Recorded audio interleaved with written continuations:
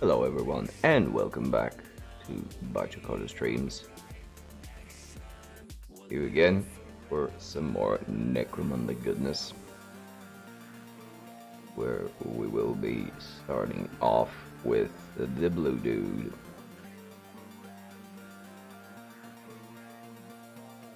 See how we can deal with him. And yeah, that is pretty much it so far. Just another Monday, another crazy and a little bit frustrating Monday. Hey there, Agent Orange. What's up? Or should I not be asking, really?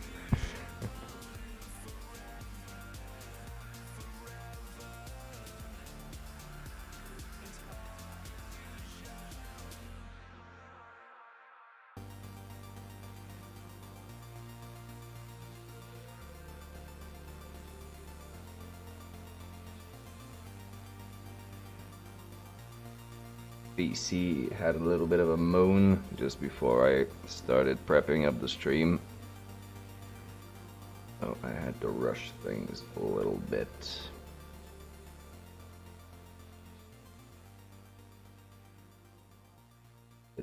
Thankfully, all was good after a good restart.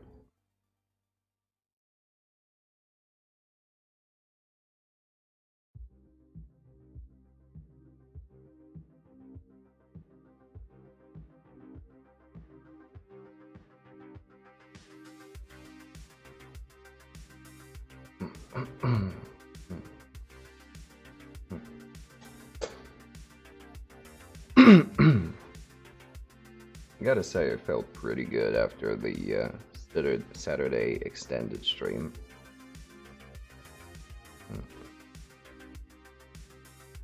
And it might be a thing to consider for the future, such as, for instance, bigger project startups, like I might start up the Bretonian team with a similar stream, try and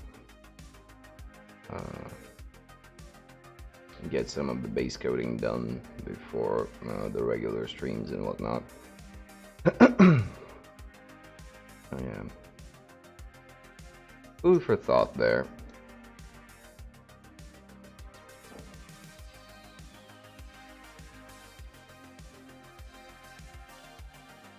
And it was kind of fun, actually. Really fun. If I can find the time to do it, I would do it again. And also gave me a few ideas about like how to estimate time for. Yeah, we kicked in 4 new followers from Kit Checker's raid. Kit Checker being a scale model builder and painter. So we had his guys come along. That was fun. I need Lukcha, yep. Yep. No, it should be fine. Should be fine. I'll, the more I talk, it'll get better. It's just a start of the stream type thing.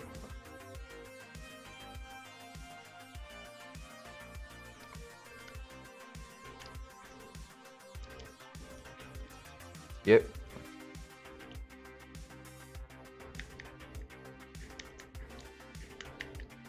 I have to get some more teas.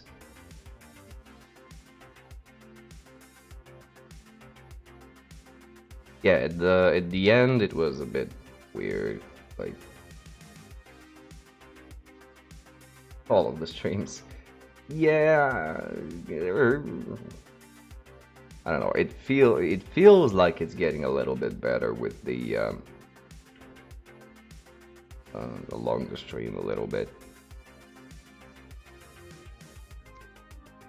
Again, it's a thing of not having the ability to talk throughout the day and sort of pushing myself for the stream and it becomes a bit of a flaky situation. I need to get some more teas. I've been out of tea for a while, and those with a healthy helping of honey seem to get the ball rolling a little bit better, a little bit quicker. So let's again start with the worst part, which is the eyes. Try and get them in and then go for the flesh. For them fleshy bits.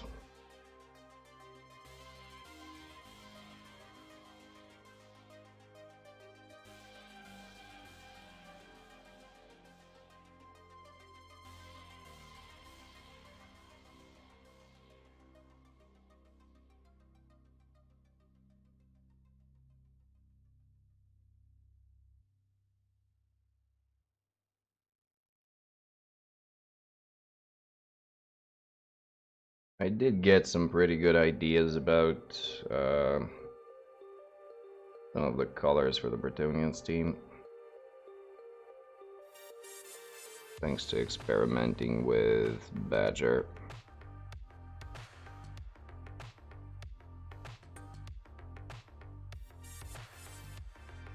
I have a good idea about how to go about them.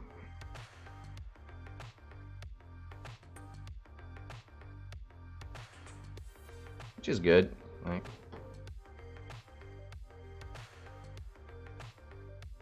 That shading with blue really works well. I never would have thought it. I would have gone for browns personally,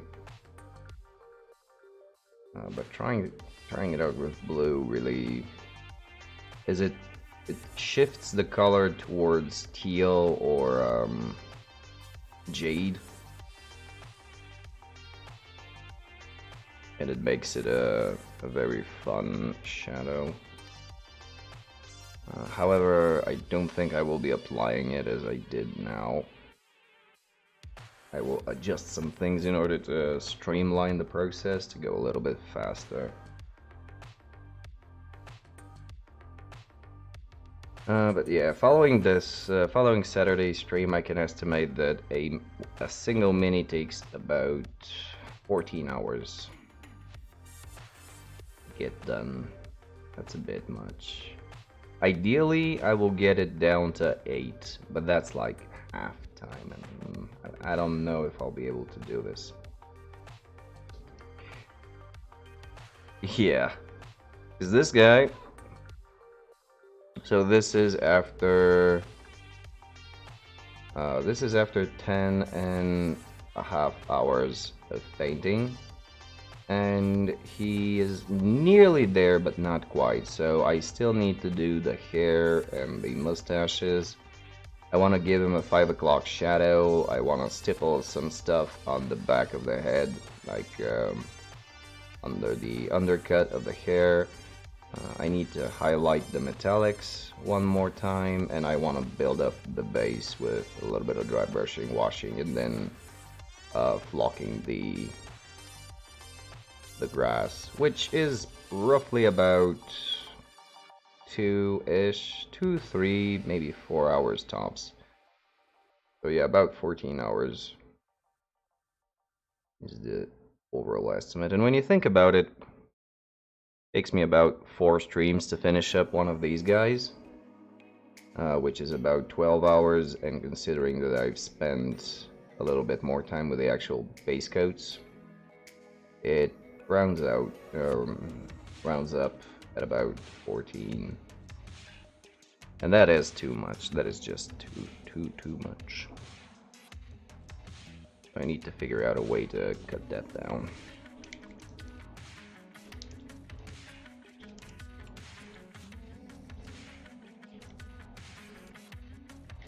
A lot of it will be just practice, of course, but there are some things from a approach standpoint that I need to improve, but problem is I don't really know what.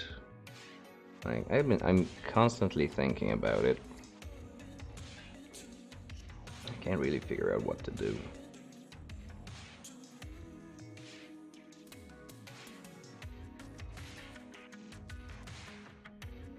Without sacrificing Servo Monkey with a whip, yeah, that might help on the short term, but the accumulated damage from the whip might have some long-term problems.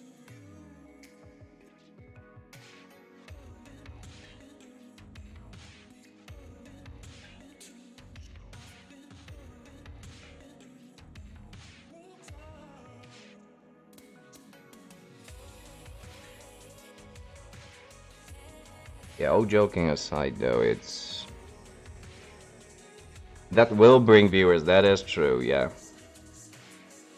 I am absolutely certain of that.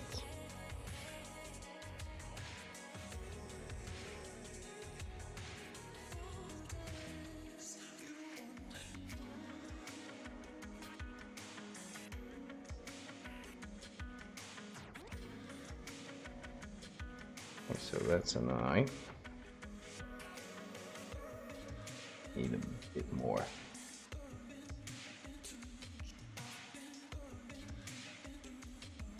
A little bit more of eye.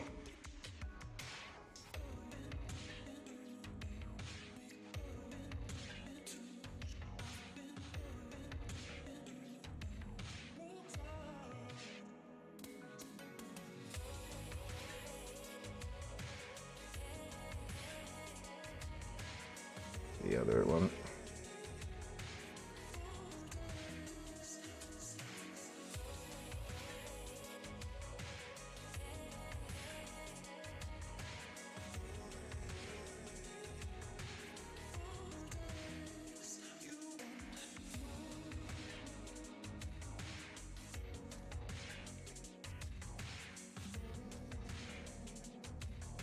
Nah, that up.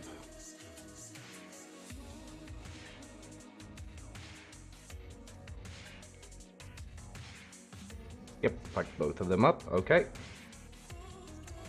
Well, not unless you count me towards being an animal, but yeah.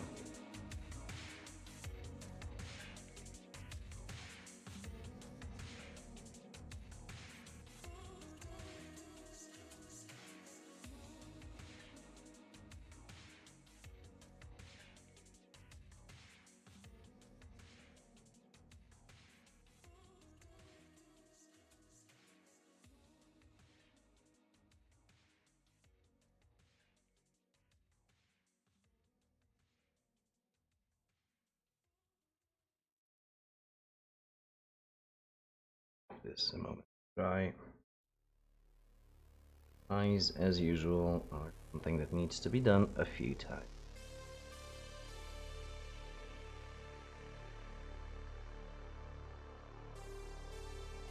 Unfortunately.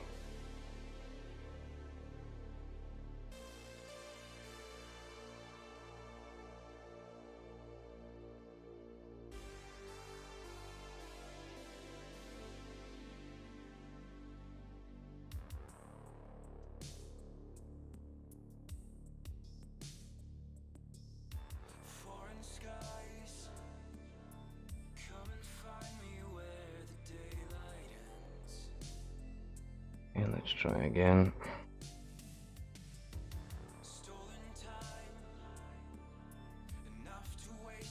Not a good position.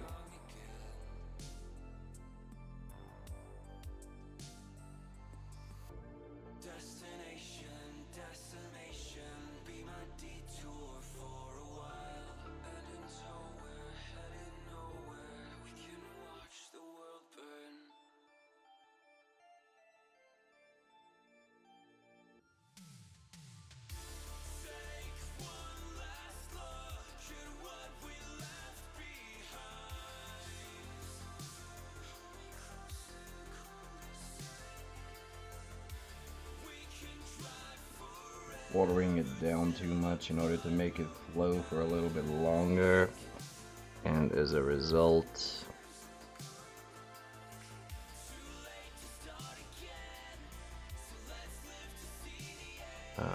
the eye gets a bit grayer rather than black, which is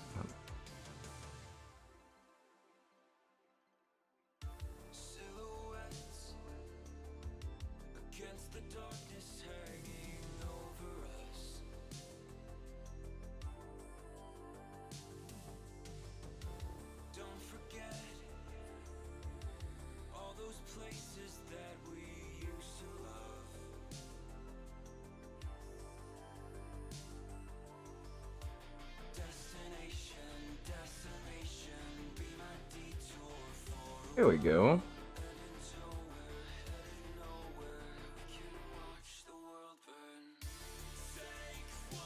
That's something.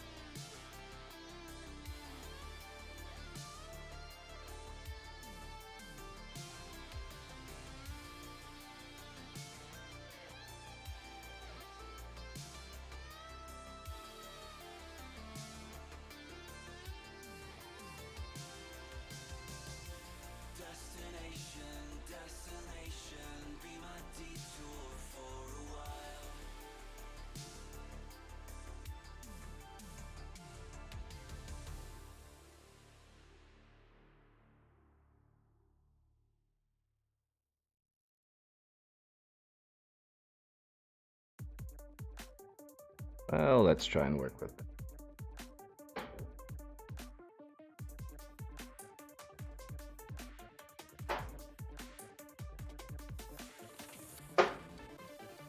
Some deep blue and clean up the eye sockets. Something I forgot to do, and it's kind of a gripe. Eiffel 65. Yeah, blue, da booty, da booda. That gangsta. Well, I called him Chainsword Blues, but yeah, I think Eiffel will actually be a cute nickname for him. Yeah, that's an idea. Nice.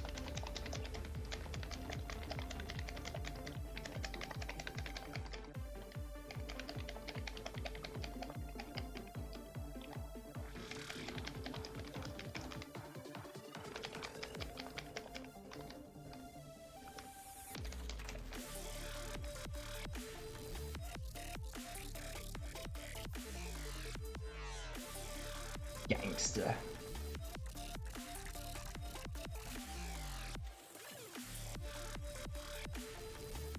Have you heard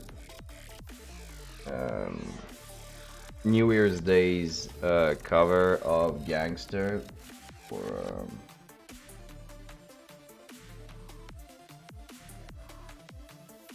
the Suicide Squad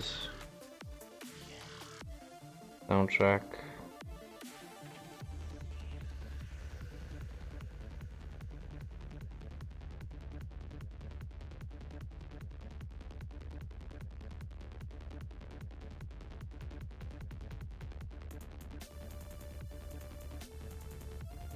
Pretty alright. I mean, I like it, but I do associate it with some other stuff, so I might be biased.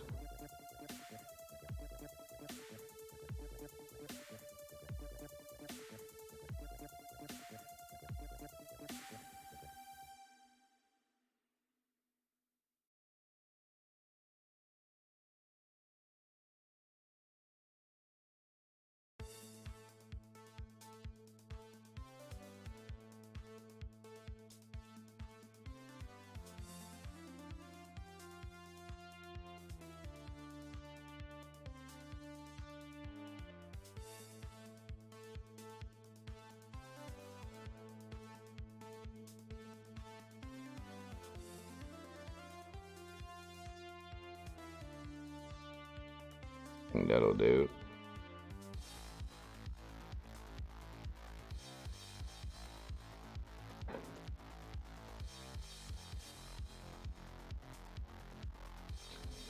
Good.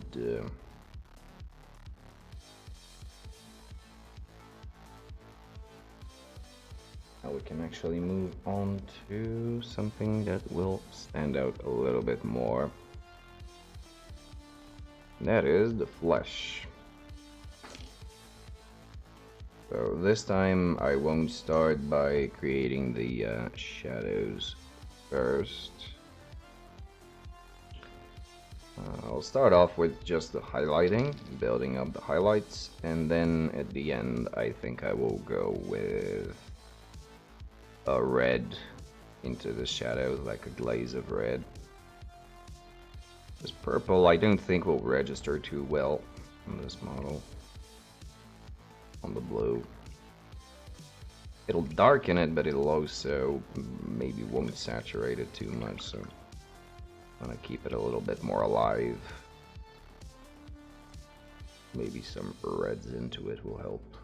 But that'll be like the last thing to do.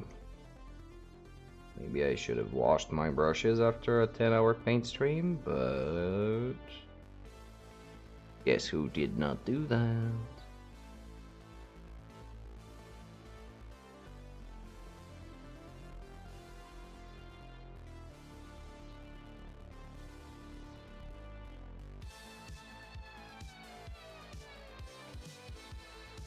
Things completely kicked it. And it.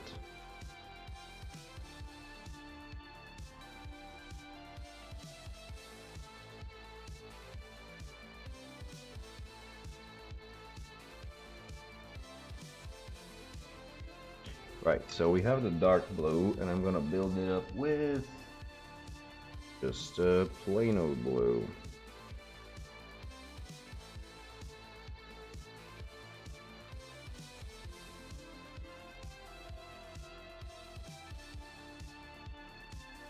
So working with the Pro Acryls because they build up better than still.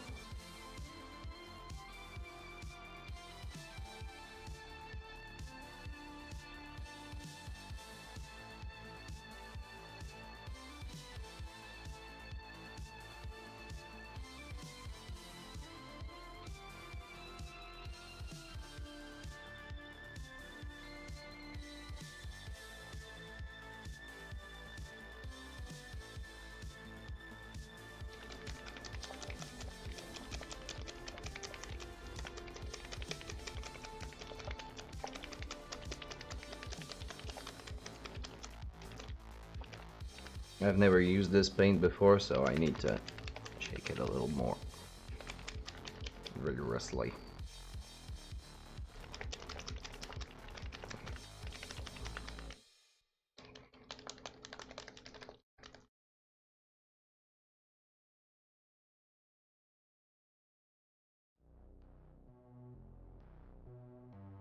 Of course, opening a new paint bottle makes a little bit of a mess. Here you can see I managed to spill some wash, because would I really be a painter if I didn't spill my wash at least once? My defense, it was like 9 hours into the stream and I was very tired.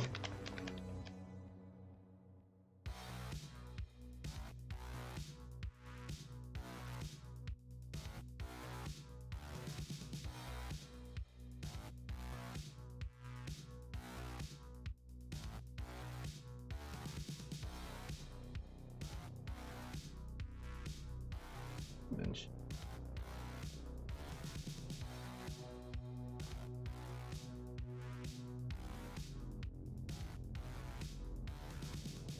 You don't feel I need to have a half step for this.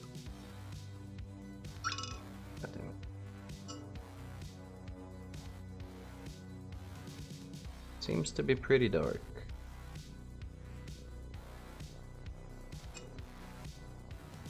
up some more and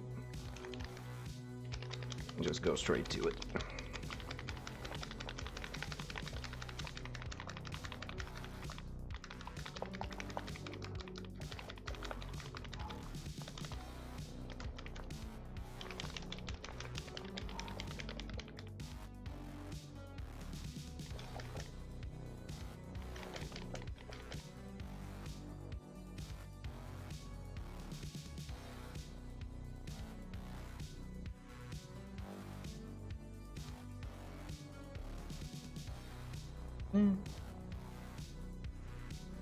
Fighter could get better.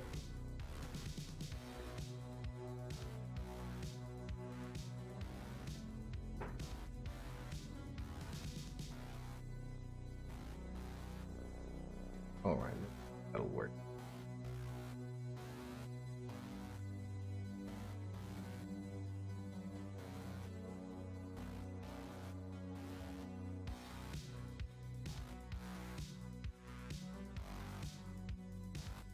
Aha! This time I remembered.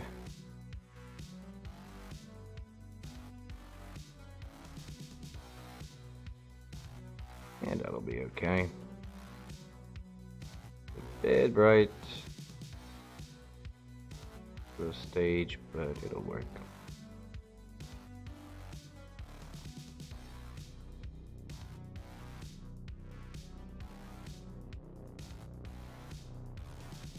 Actually, when it dries, pretty fine.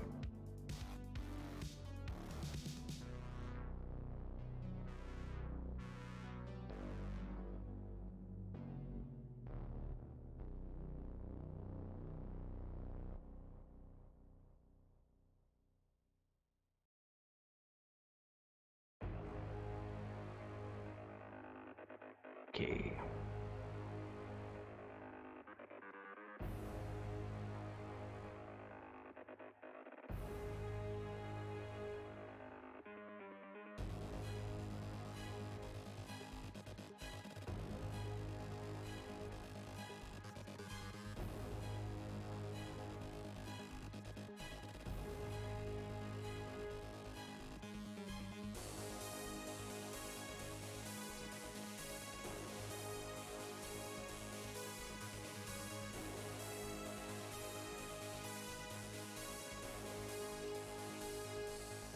There we go.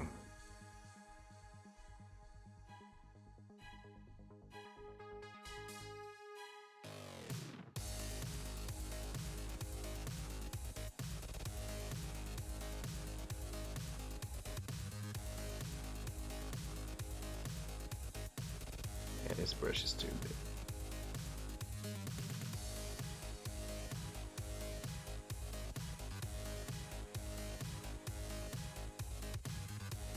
Fortunately, it's a bit big.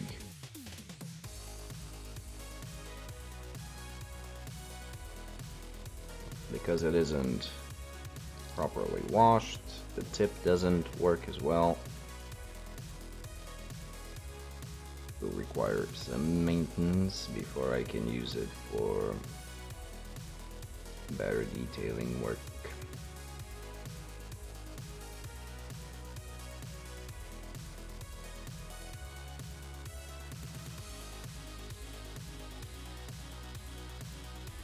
But that's fine.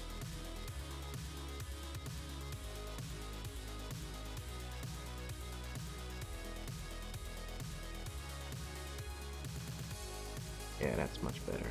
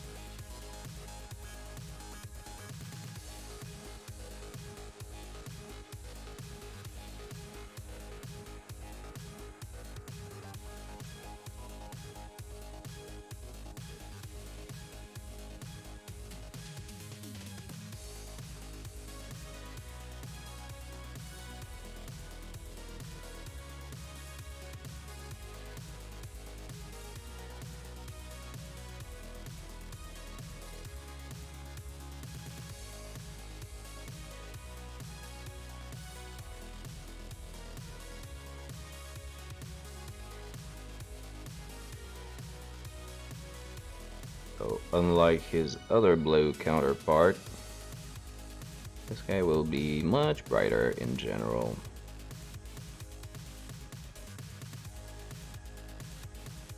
Which isn't so bad.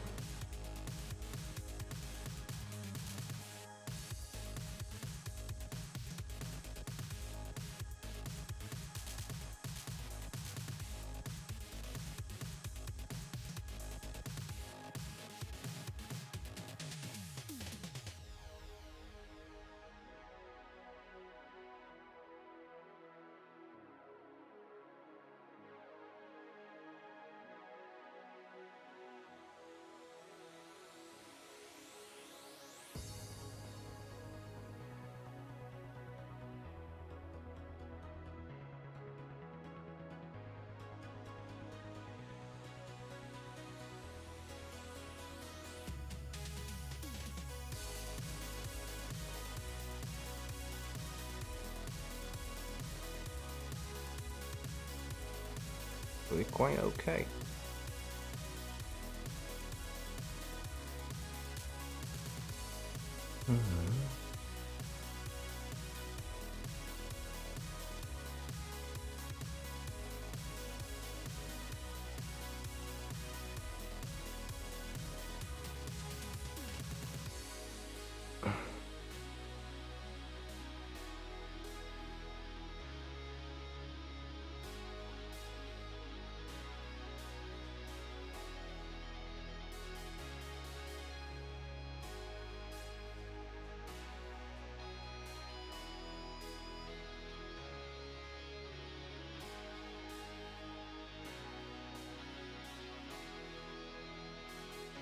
Might have to reinstate some of the shadowed areas later.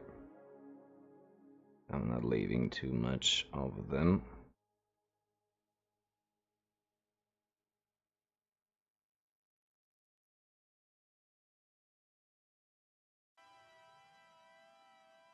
But that's fine. Get there when we get there.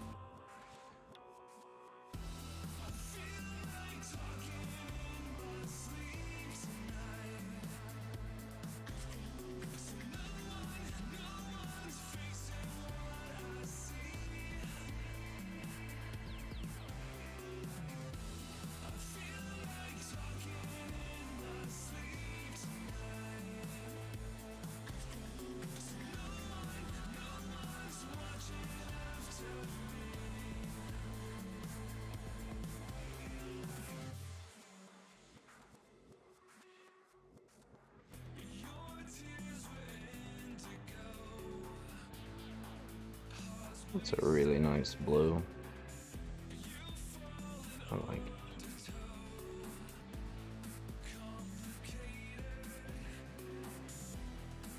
Really nice and vibrant.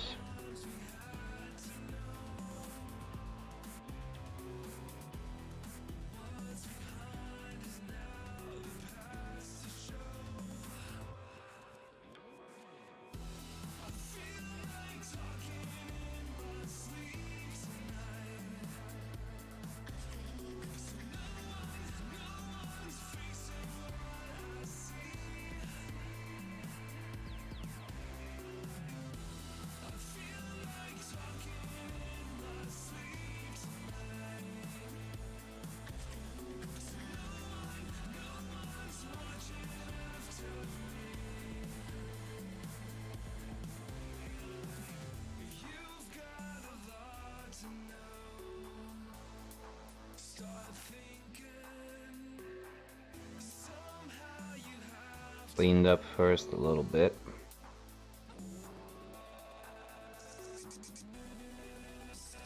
With the undertone. But I'll do that later.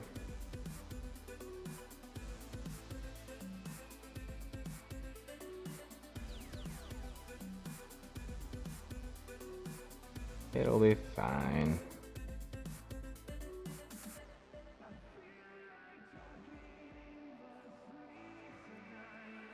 Now watch me completely forget that.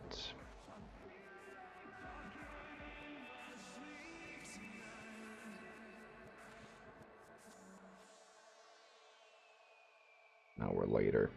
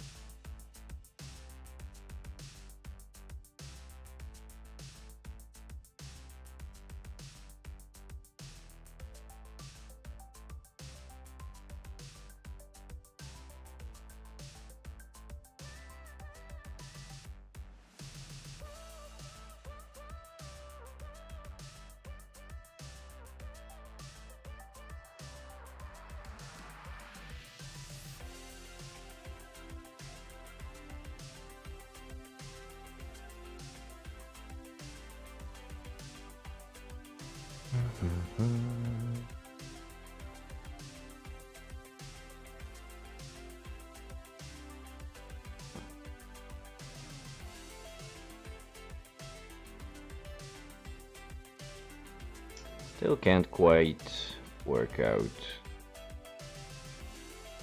the consistencies of these paints.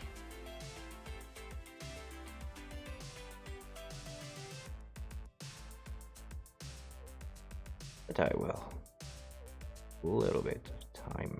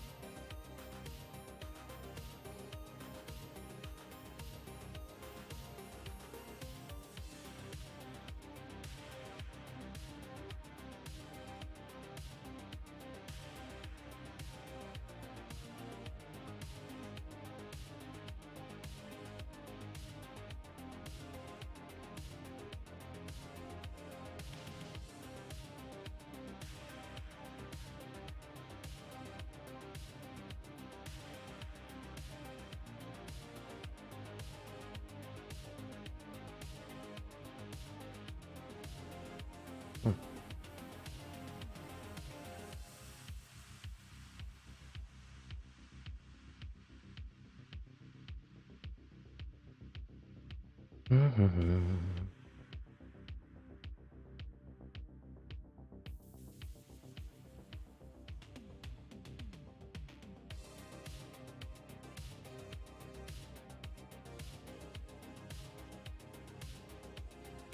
really did a hack job in these base stones.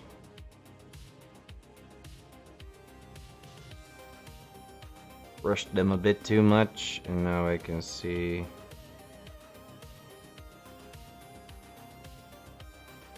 all sorts of places where I completely missed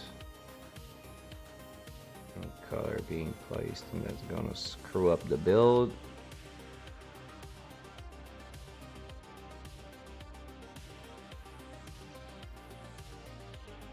So after applying this coat, I'm gonna go back to the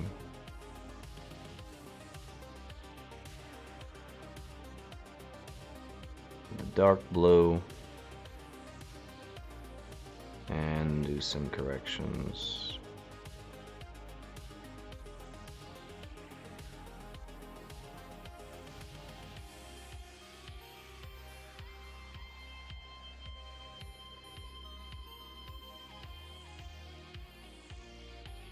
If I do it later, there will be more to fix. We don't want that.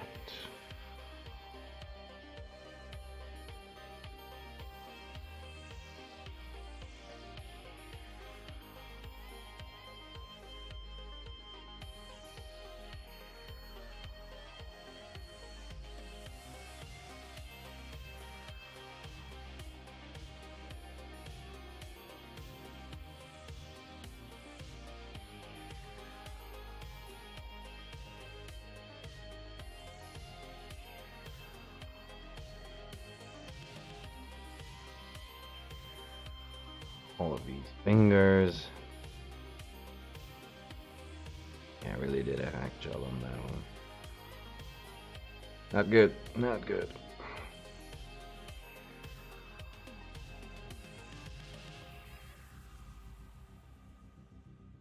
We'll fix it down. No biggie, just a little bit of annoying.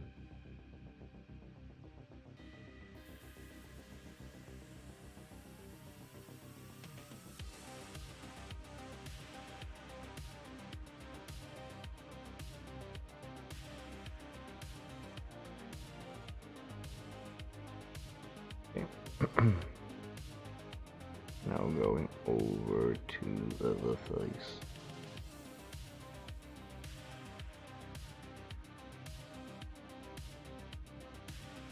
Real quick and sketchy.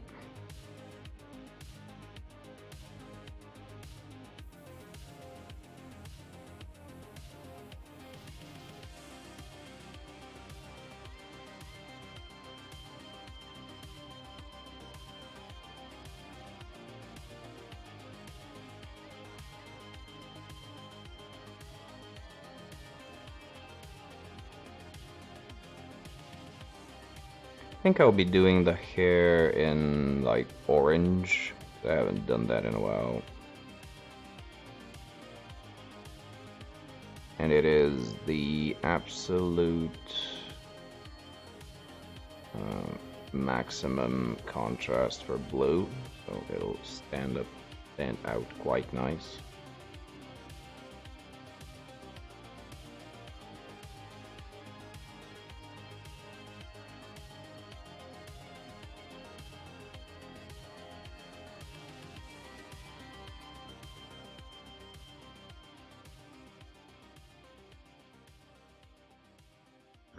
And emulate the first guy that we made hair-wise.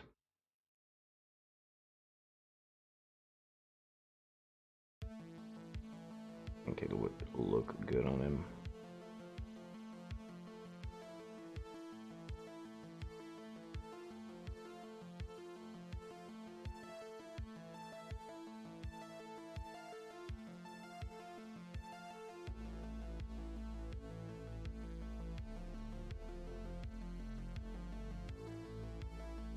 Alright, he is turning into a bit of a smurf, but that's alright.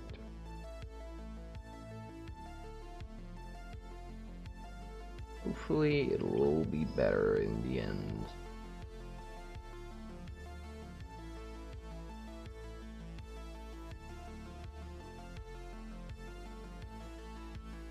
Just give me a moment though.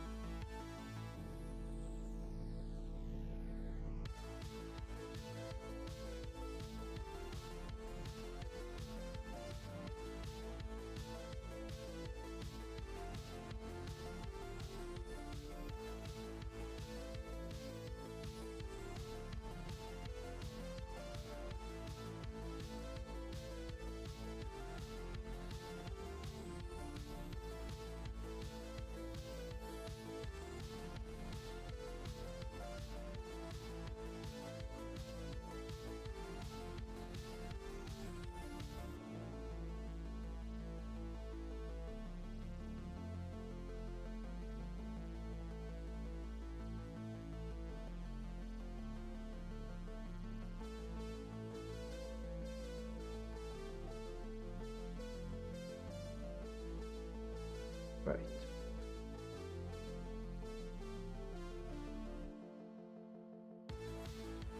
That's a little. Now, let's fix up a little bit of the dark blue.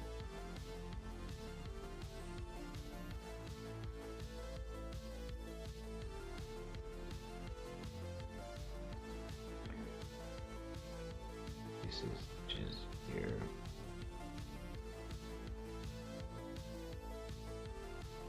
I obviously just missed. Painted all together, and there was a little bit of a metallic spill here.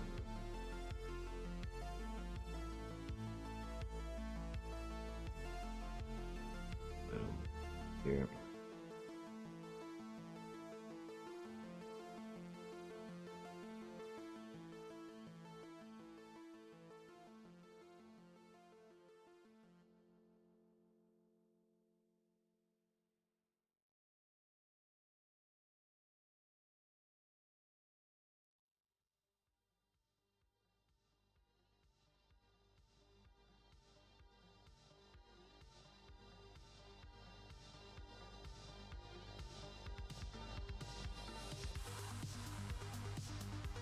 And the fingers.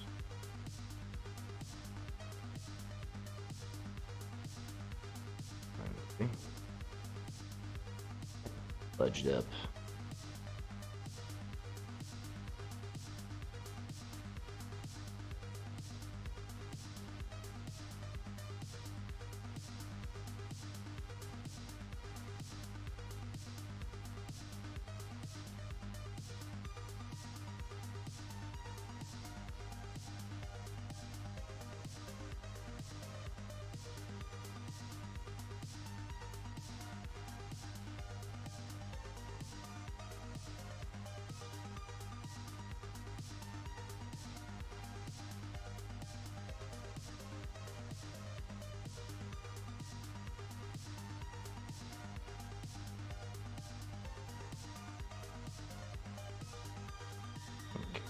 That'll fix it. Hurry out quickly, like.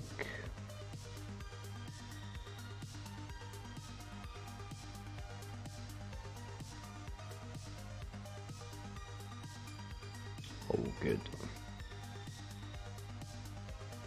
Okay, now next. We go with a brighter blue.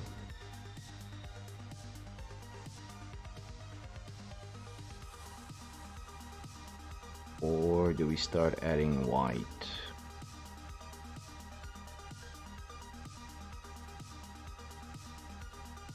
What is the next blue on the line?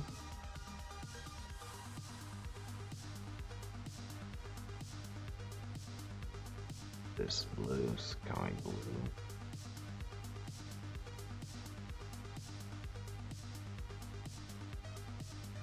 Yeah, might be okay.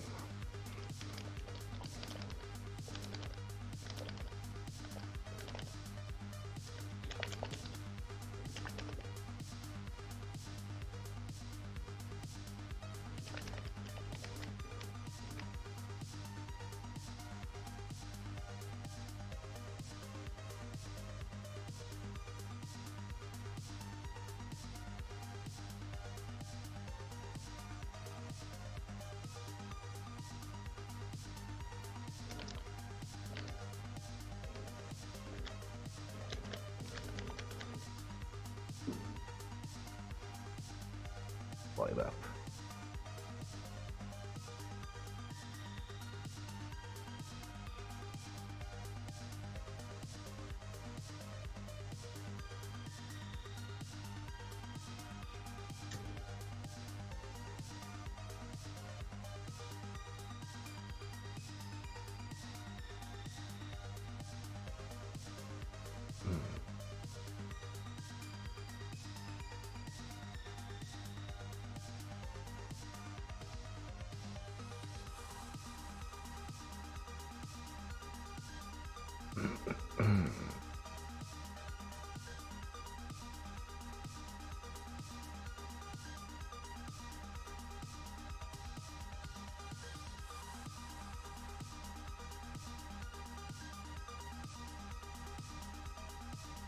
Going a bit too zealously, and that might be a problem.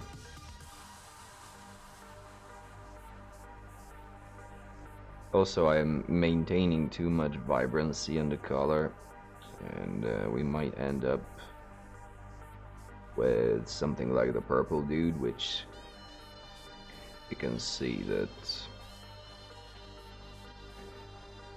the purple kind of clashes a little bit with the red, which was not the intention. Purple was supposed to be desaturated so that it doesn't fight for attention with the red. Fucked that up real good.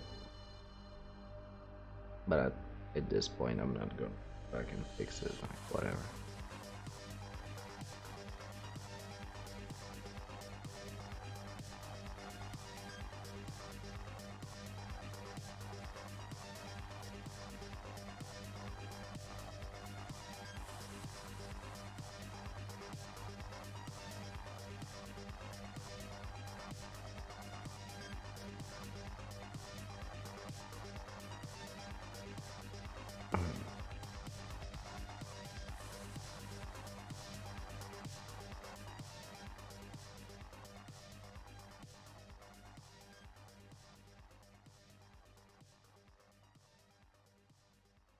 Hopefully tomorrow I'll get some time in the evening to start finishing up both of the already pretty much done dudes, like the purple dude and the badger.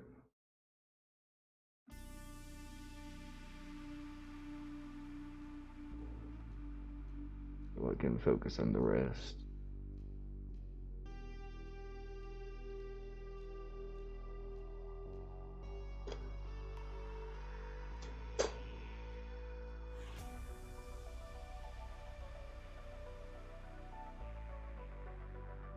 On the other hand, though, I could be playing some video game.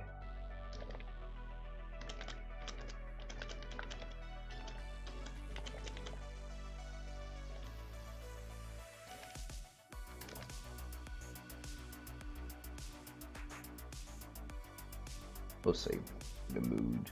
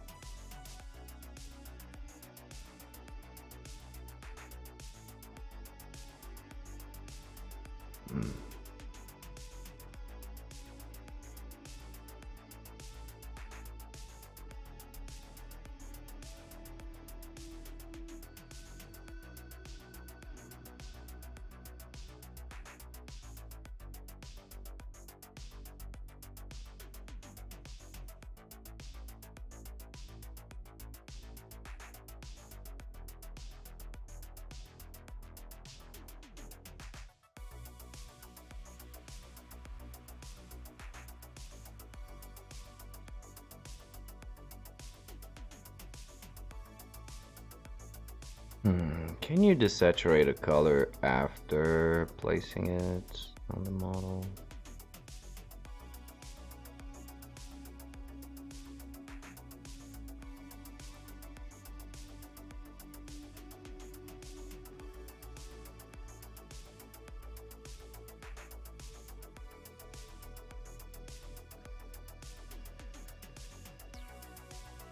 Getting a little bit too vibrant.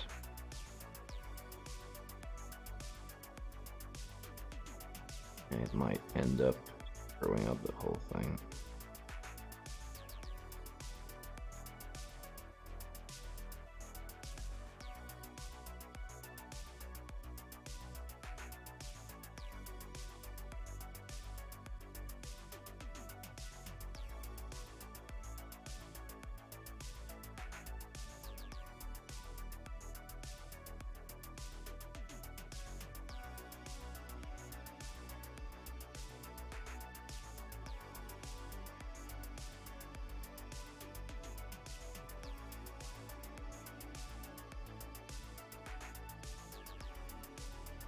We'll see. Also, apparently I'm going for sketched highlight approach, meaning that I have to spend a while pleasing. But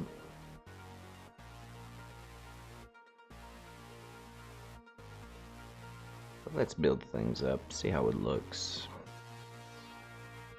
I don't like it. Bring it back.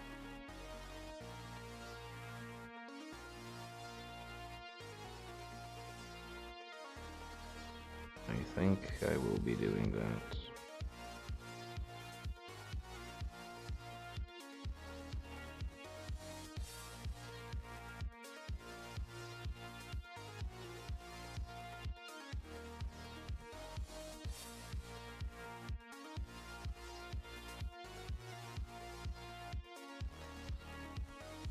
Again, having a little bit of the problem with gauging the paint consistency because these are the Pro Acryls. I'm still not used to them.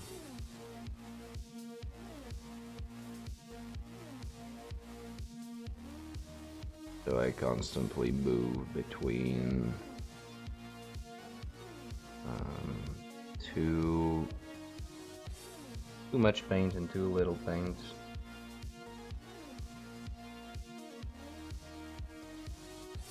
We'll get there.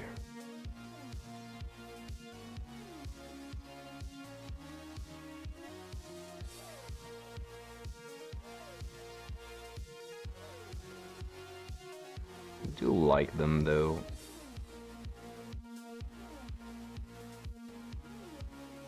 Just need a little bit of time to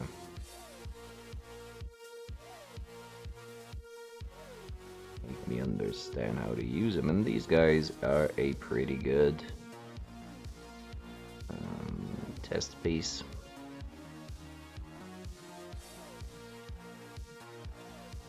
Because of the flesh, we got all those areas to work on, and all of these colors to try out too.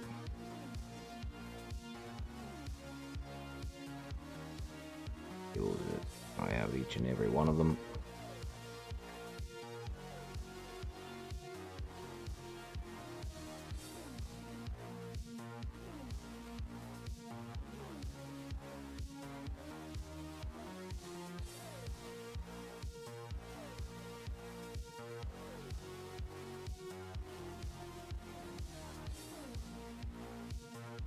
Well, each and every one of them, but some.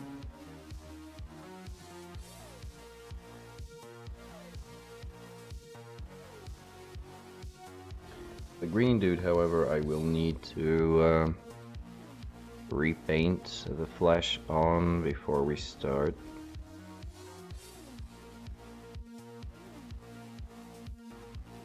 Because it is way too bright for an undercolor, an undertone.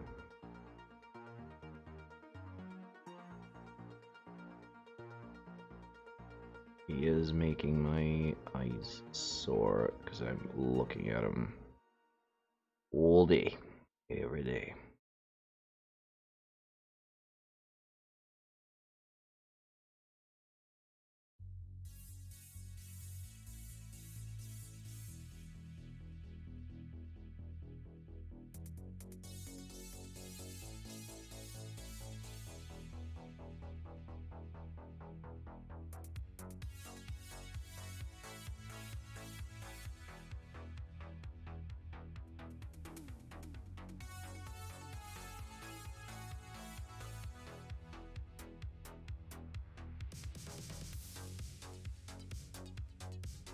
That will make it work.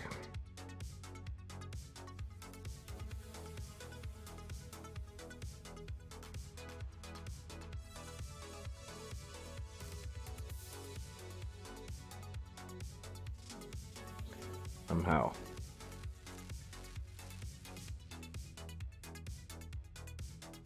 Some way.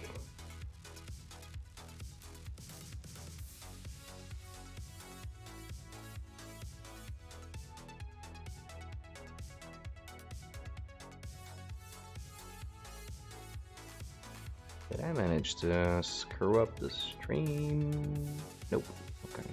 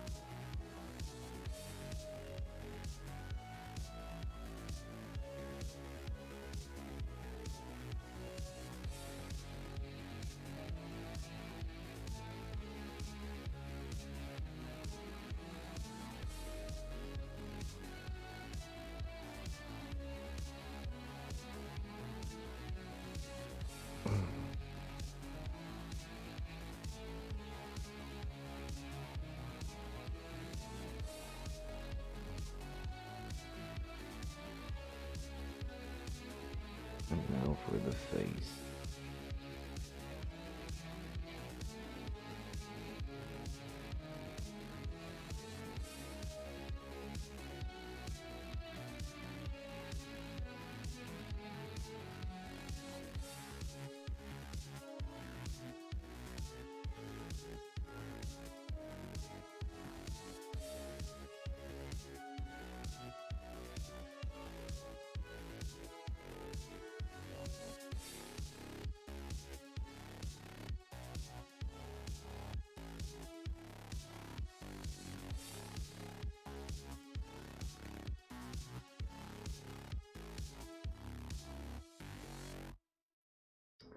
Okay, so that's 210.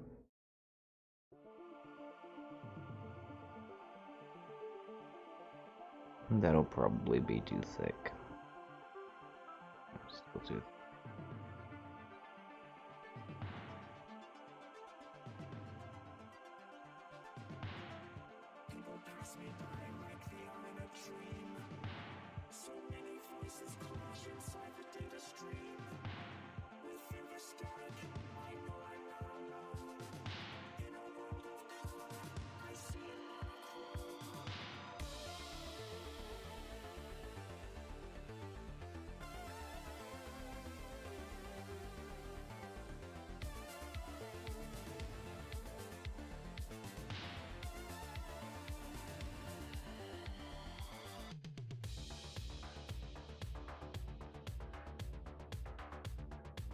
I could have built up the color a lot slower and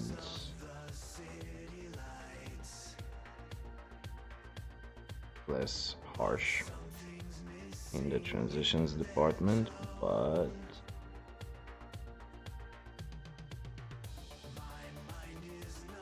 I will be doing some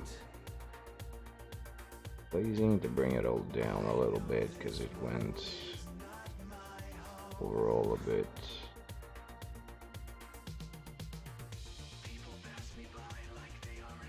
direction I'm not sure I like. So we might as well rough sketch it and then go from there.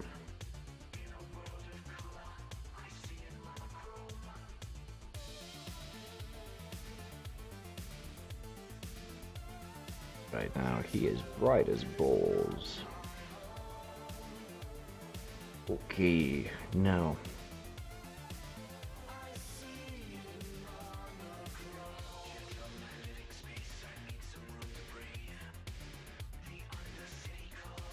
this coat a moment to dry.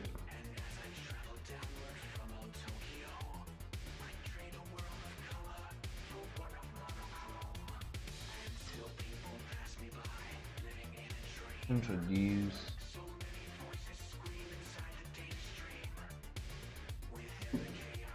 bright ivory mix.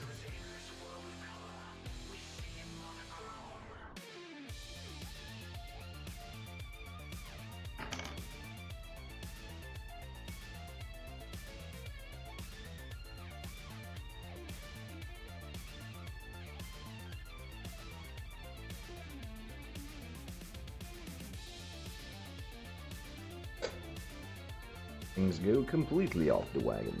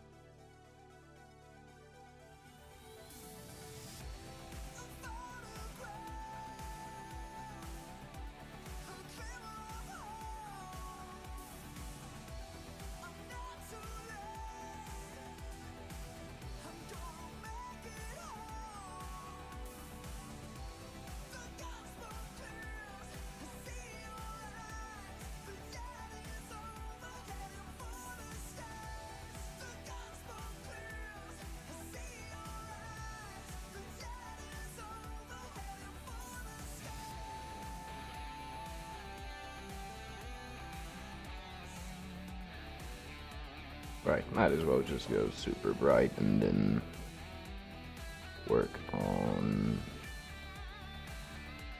bringing things down.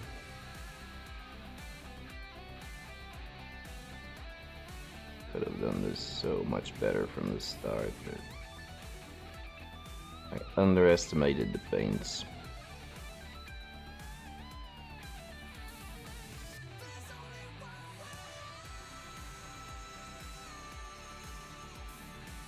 Could have used them a lot better.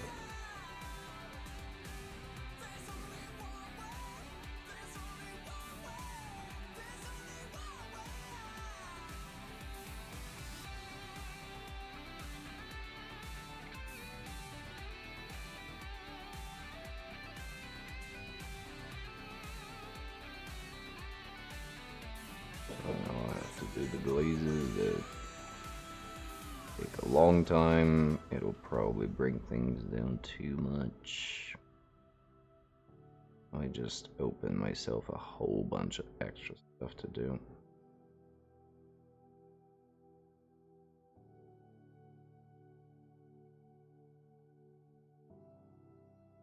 Oh well, live you learn.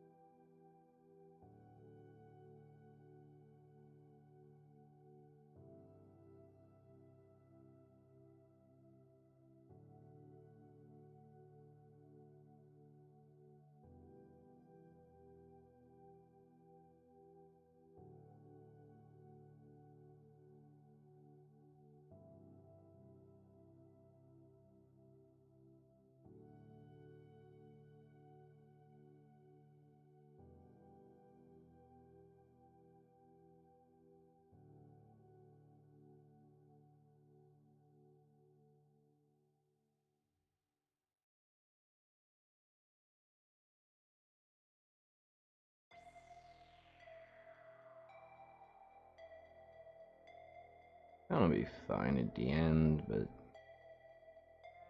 just going to take a little bit longer to get there. And I want to make it a bit more optimal this time.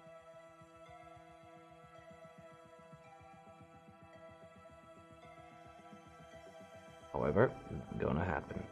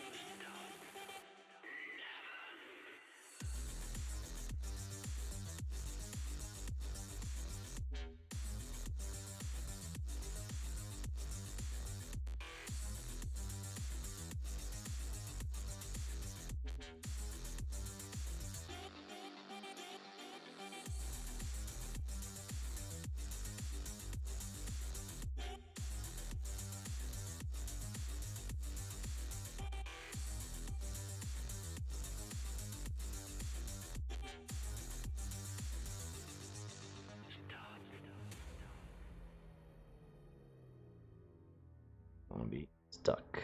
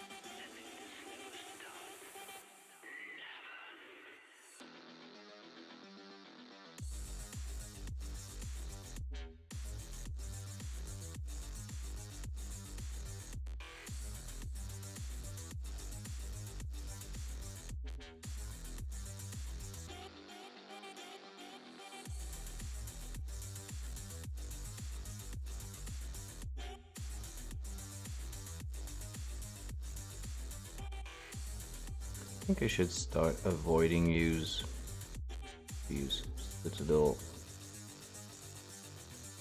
as much as possible until I get a good grip on the Proacrels.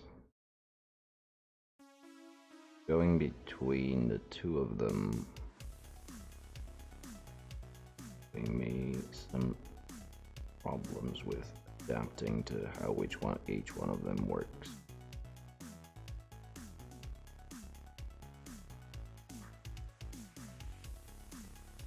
I can work with Citadel to give good base coats with a good satin finish. So then I can go in and have a better time glazing highlights and whatnot.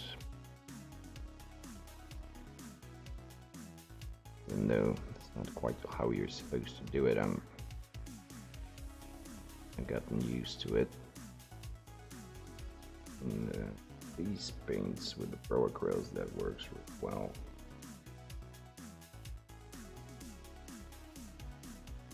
You may have noticed that there is a very nice consistency where you can actually start building up stuff. Oh, and we have a bot.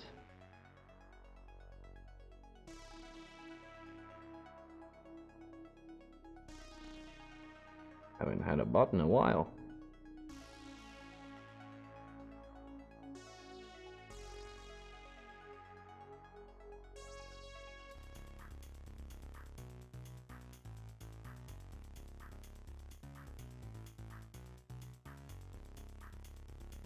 Hello there, little bot. How are you doing? I'm just gonna ban him in a moment though. Just give me a sec. Catch up with this. Oh yeah, you can try and use your ban hammer.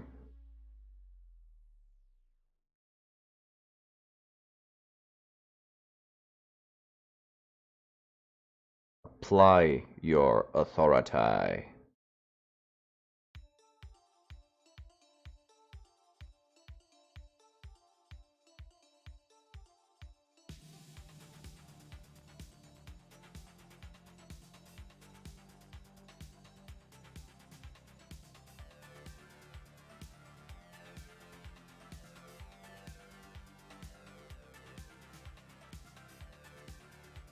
Just click on the user,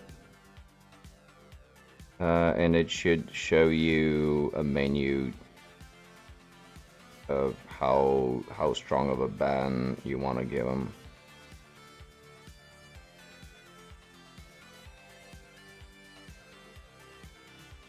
But let me know if the fact that you're using a different tool hinders you in any way. Cannot see him right now, okay. No worries, let me do it.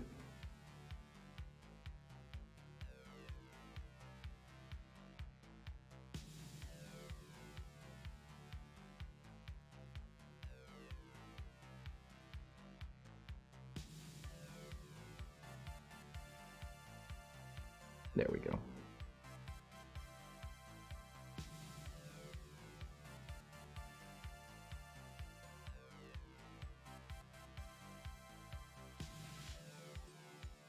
Ah, okay, excellent.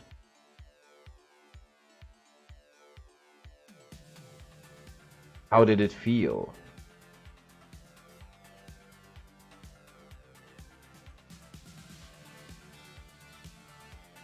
Did it feel good for you?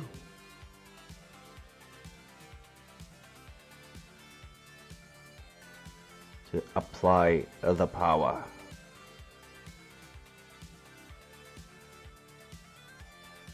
Yeah.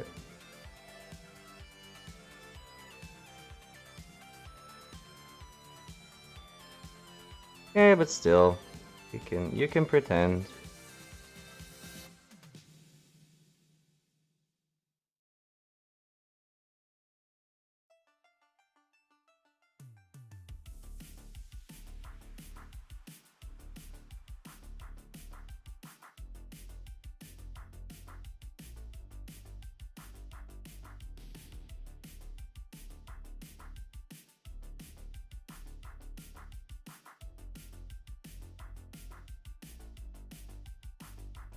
This guy's getting extremely bright, so that never happened.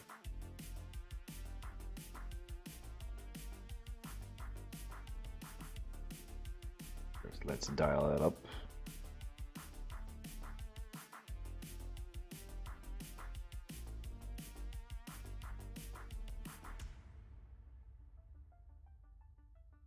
Down.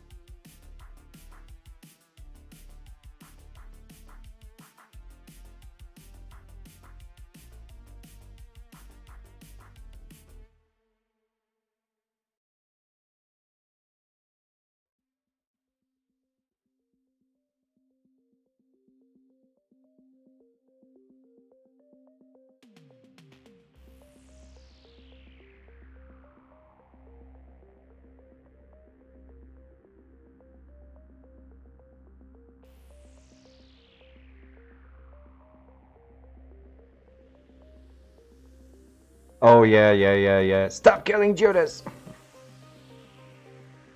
It's an old one, I think. The riot.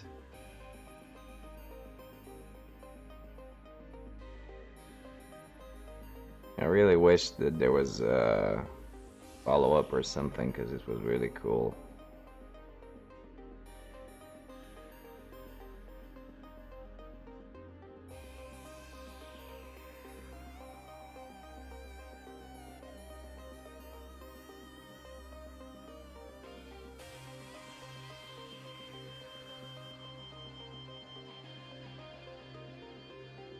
You're some sort of wise guys.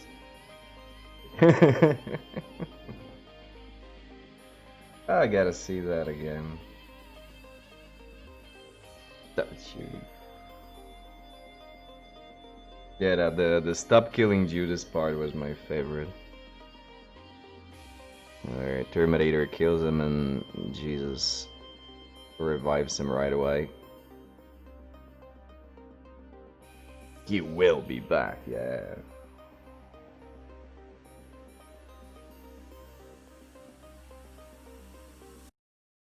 Damn, how did you come up with that? That's super old and golden.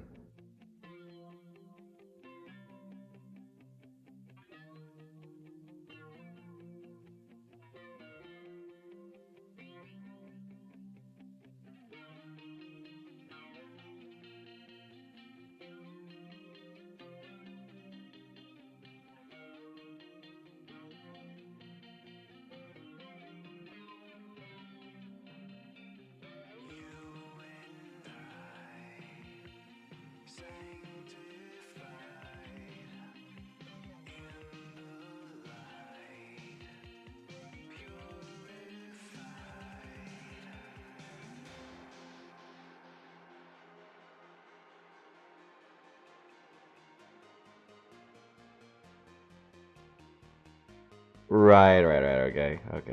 I got the logic. I get it. Ciao.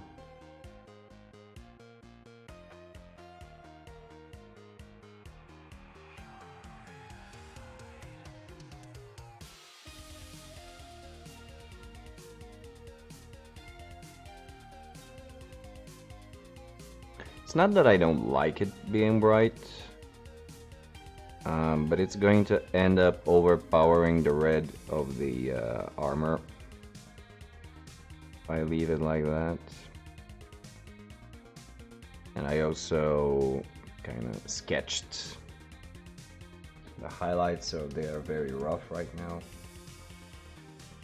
smooth them down.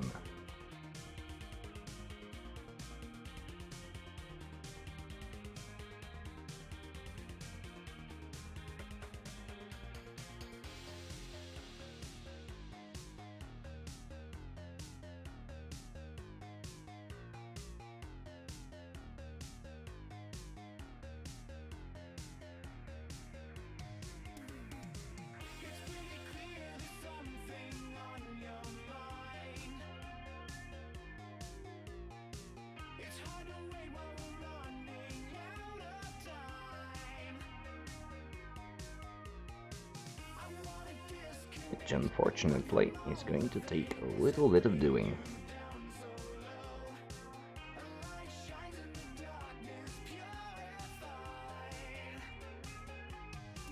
Okay.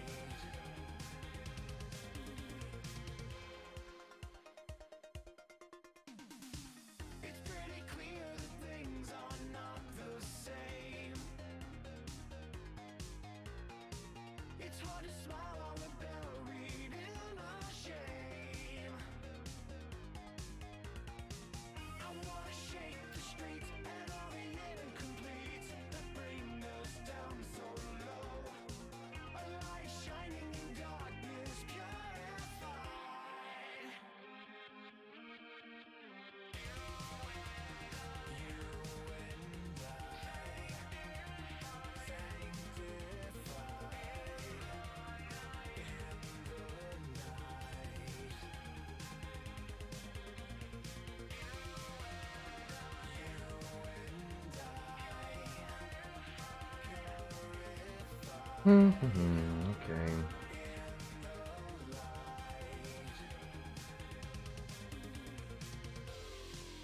Again.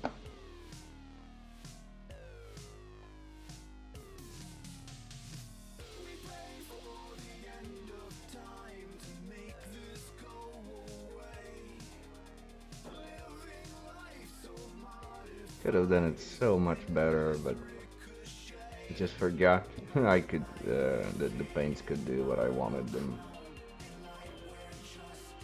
Bit pissed off at that.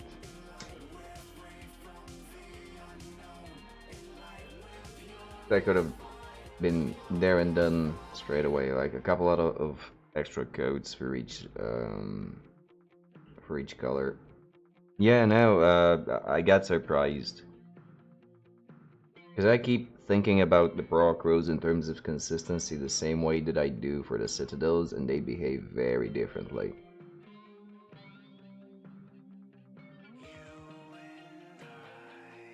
And I can do things with them that I can't do with the Citadel. And I keep forgetting that, and I keep trying to search, keep forgetting to get that consistency that allows me to do a thick glaze that's still transparent at the start. So you can do a very, very gradual buildup of color without having to go back and do what I'm going to have to do now.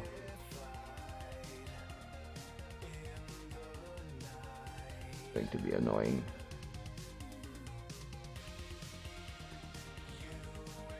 It's going to nullify a lot of the color buildup, a lot of the color variety. I'm gonna knock it down a bit too much. And it's gonna be just a lot of playing around.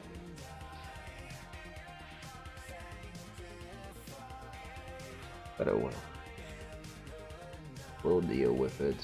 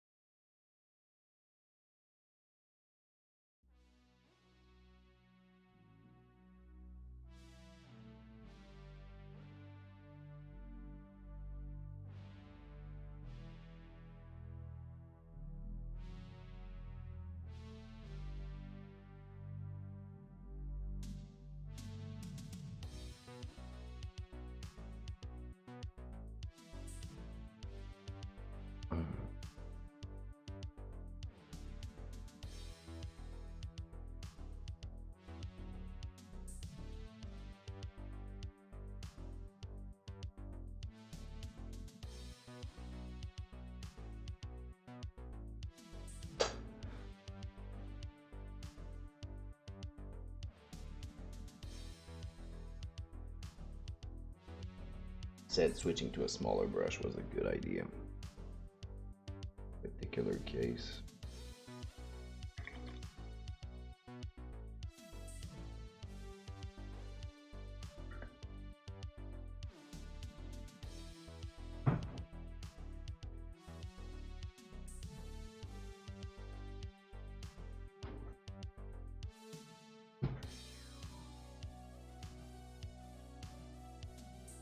Okay.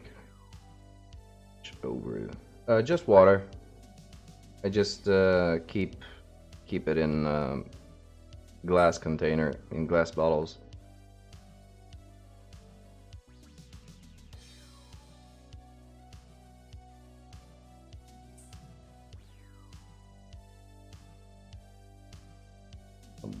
Water down the dark blue to really dirty water.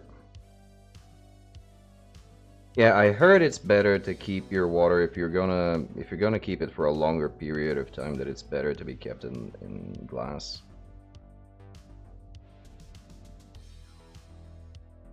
And that way I can also it's easier for me to gauge how much water I've actually drank for the day.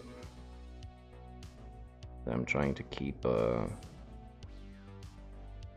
it to at least 3 liters, and this bottle is a liter and a half, so I just need to drink 2 of those a day and good.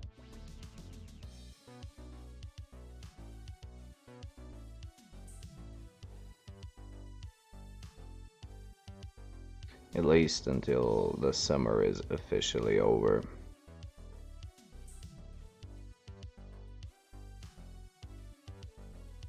A few days.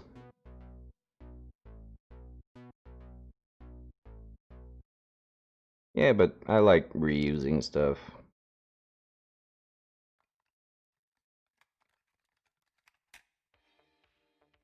If at all possible. I'm not much of a recycle buff or anything. I just like to make the best use of what I have. Till I have it.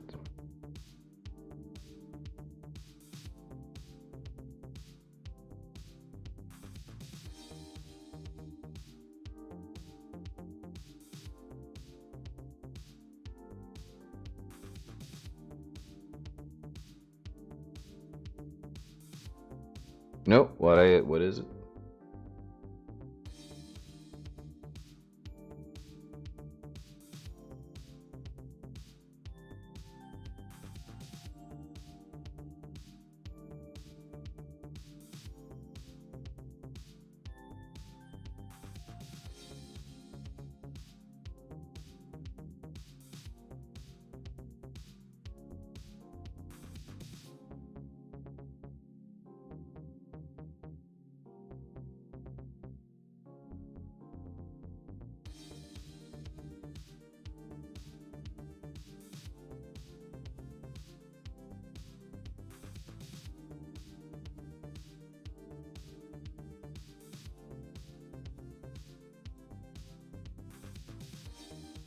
Okay, right.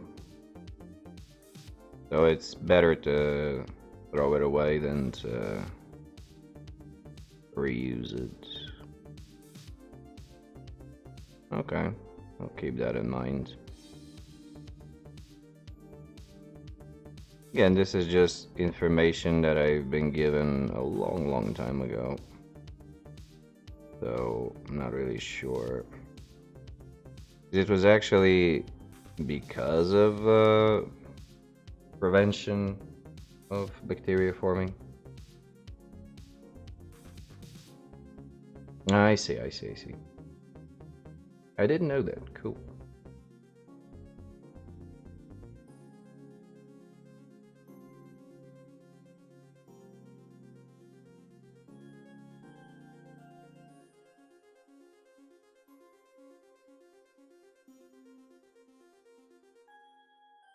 Yeah, I don't.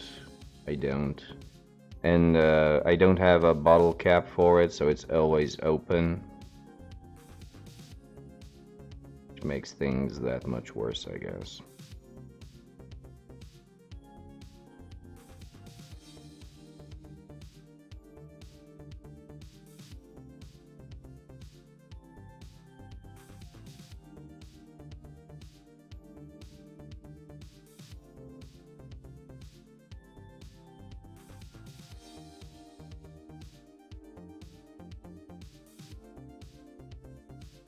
Oh, like the bacteria itself?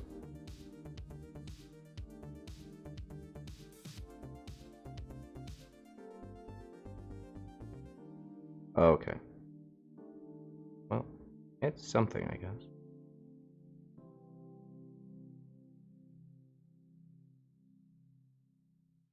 Yeah, alright,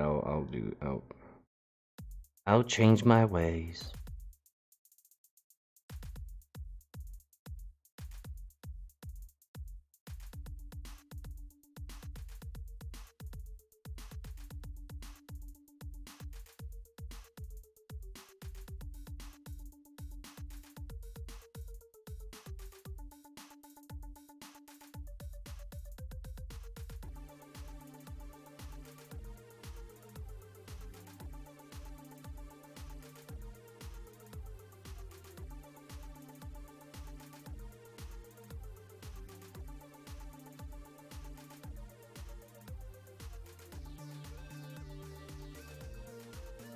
And then clean it with water. I think in this case I'll just stick to plastic stuff.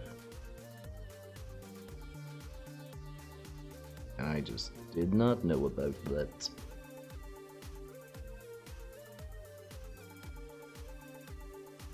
And try not to, yeah. I'll do my best.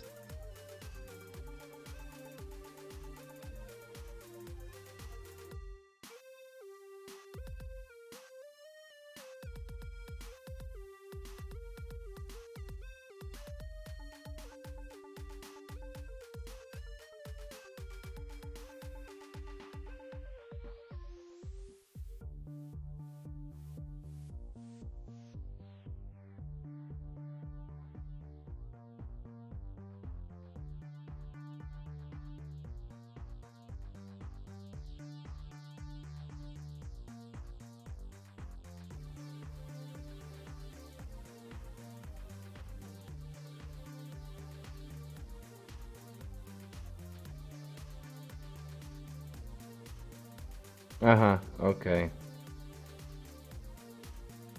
I haven't, don't recall any of it, but...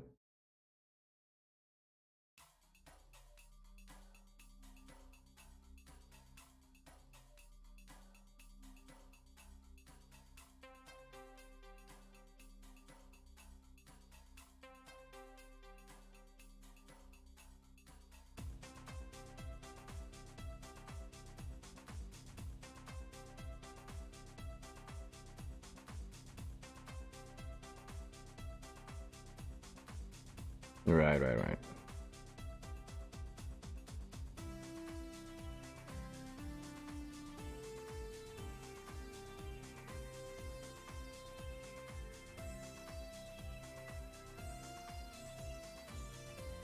Yeah, it does make sense for it to be...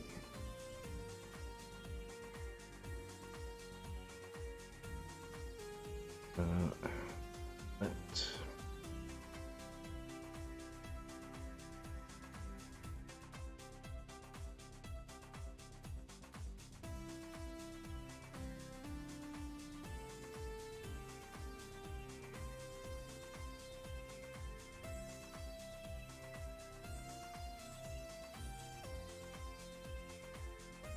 I never really thought about it.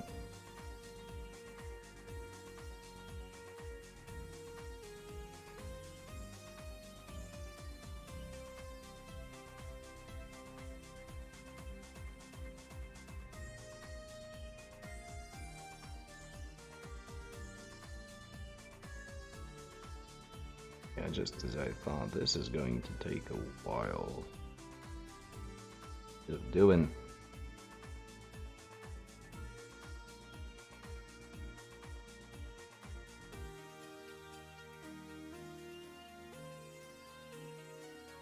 Multi-drug resistant pathogen recognized for its ubiquity.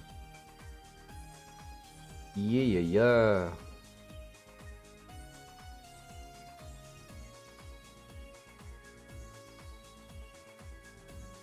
Interesting. It goes to the breeding stuff.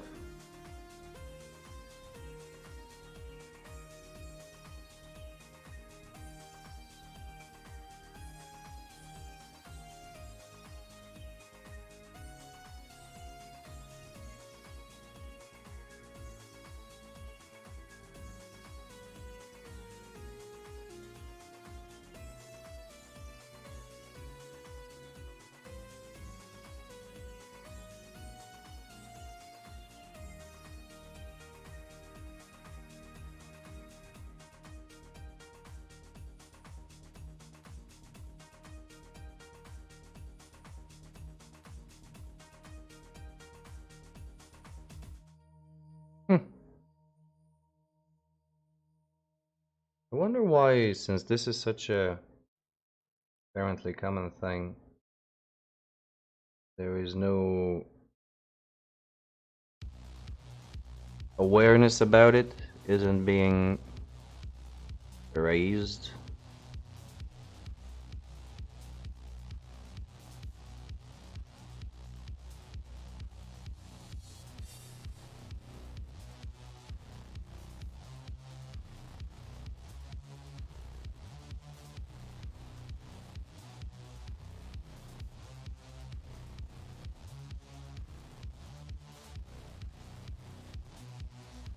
Yeah, true, but unless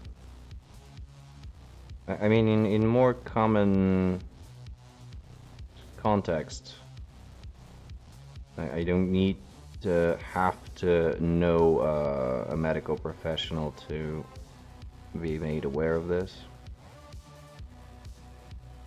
At least I shouldn't.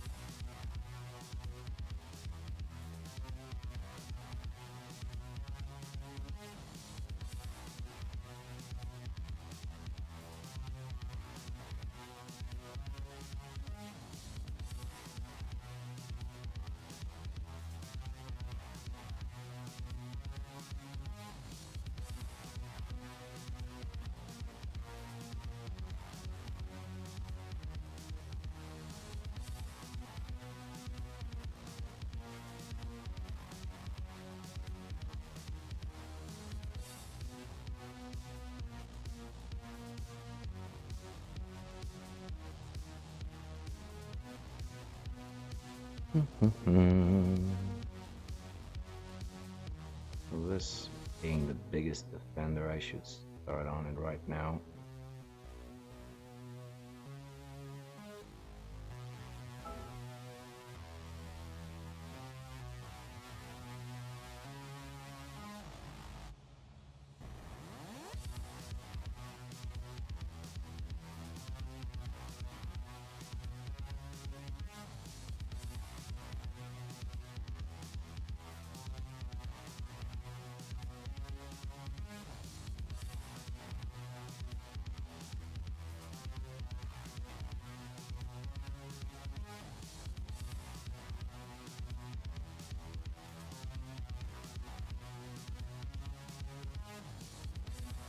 But if nothing else, these paints are amazing for glazing. It's a lot of fun.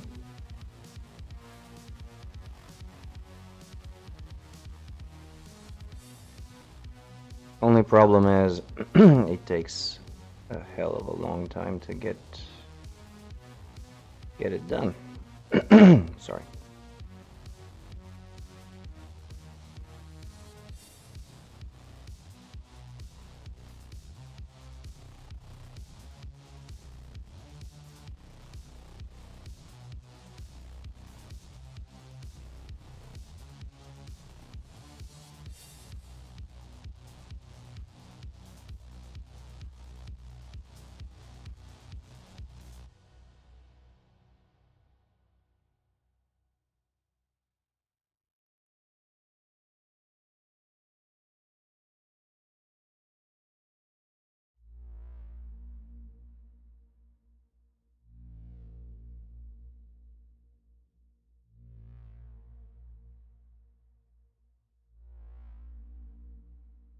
You're essentially layering most transparent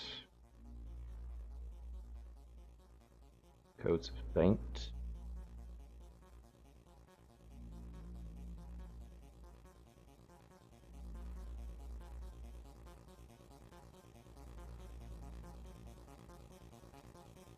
And the buildup is fairly slow.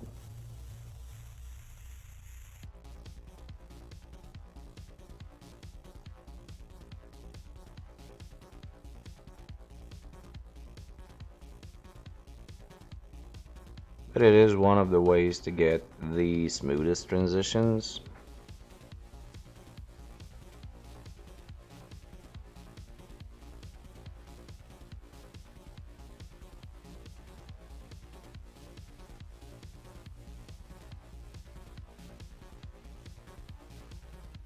Although in this case I wasn't really aiming to strive for such smoothness.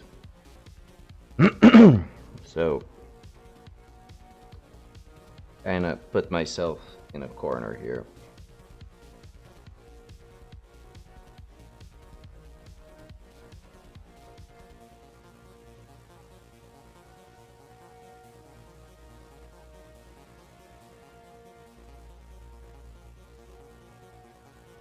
Just a little bit.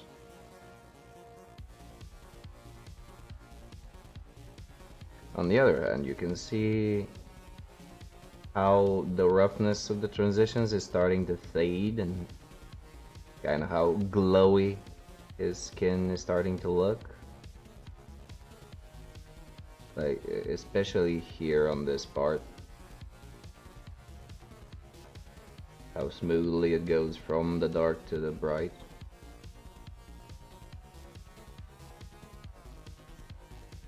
It's a cool effect.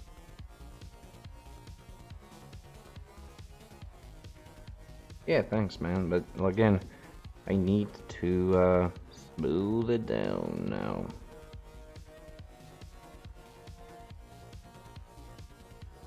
And then I'm gonna knock the coldness out by applying another glaze of transparent red.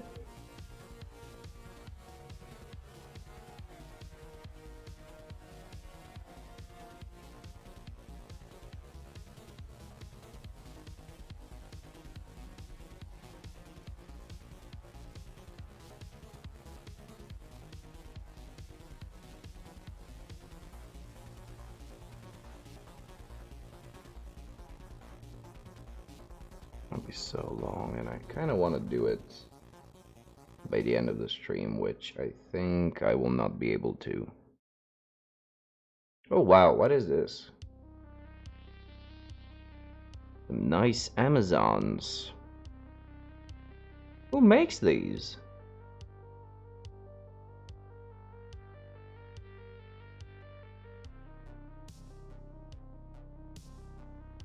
Borderline stat, but that's there's nothing wrong with that. Yeah, that's cool, that cell shading type deal. Hungry Troll. Oh, that's nice. Yeah, this one is very good. This one is cool. This one is very cool. This one as well. Very nice, actually.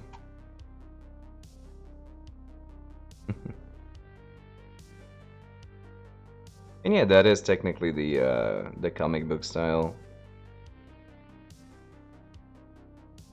A bit rougher, but still. Ah, the Nuke Girls, really? I couldn't recognize them. And I think I know the models, so that's a bit weird.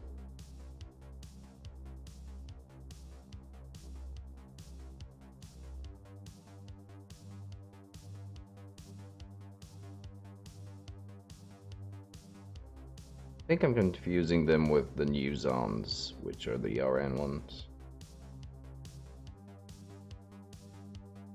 They're pretty cool models, actually. I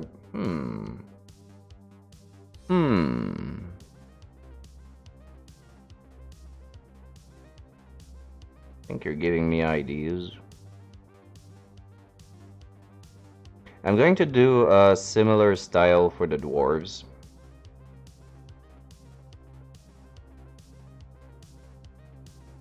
but I do need to get some supplies for that.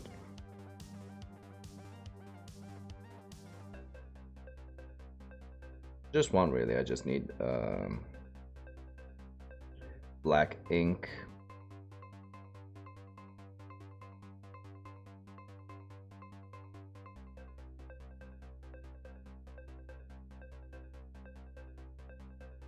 Yeah, because I like the sculpt, so... And as you know, I am looking for scale-appropriate Amazons, since the idea I had for Mantic kind of fell through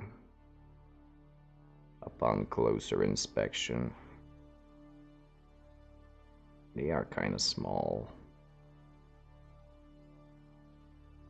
Still use them once I get around to them. The rats are okay. The rats will make it for the scale, but the girls, not so much.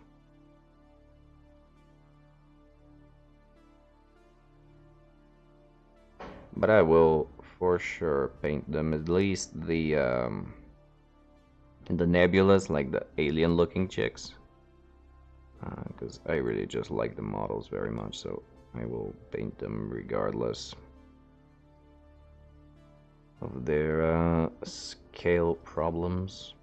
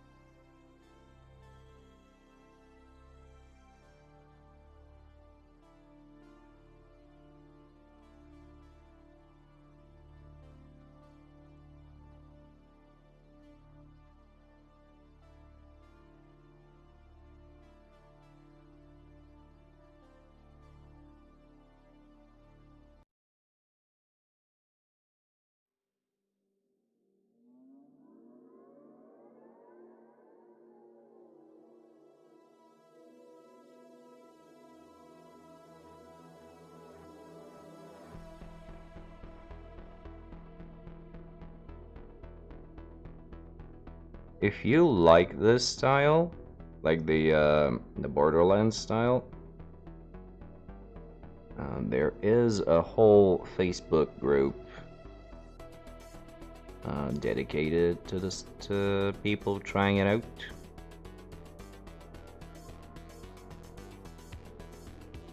Okay.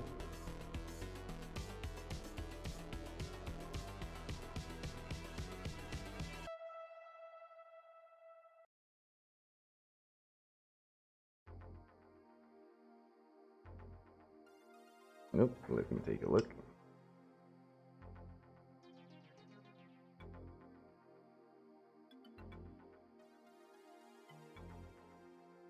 No. Yeah.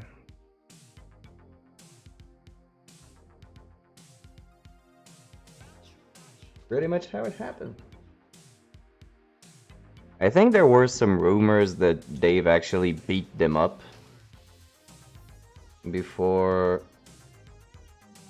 before they were able to get him out, kick him out of the band. But it is fairly unconfirmed, so just a speculation.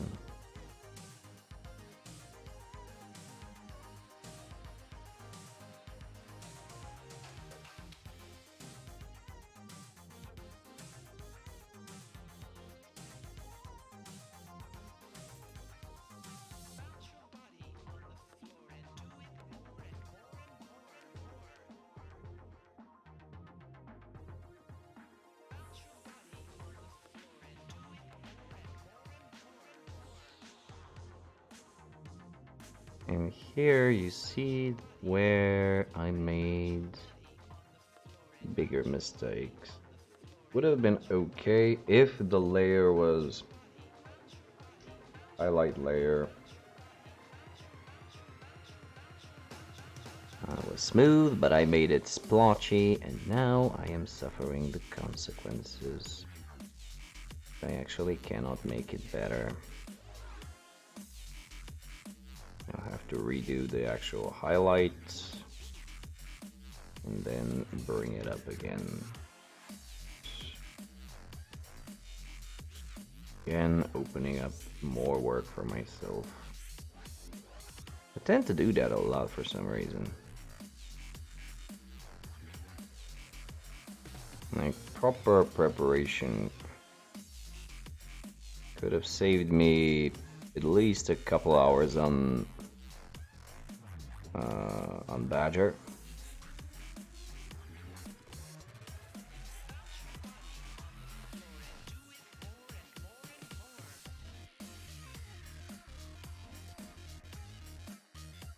No, I'm gonna do it the hardest possible way.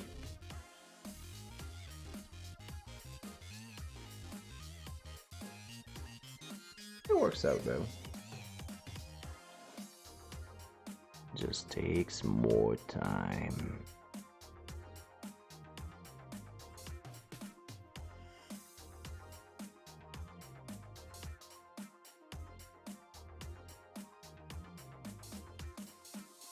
Can smooth this out somehow.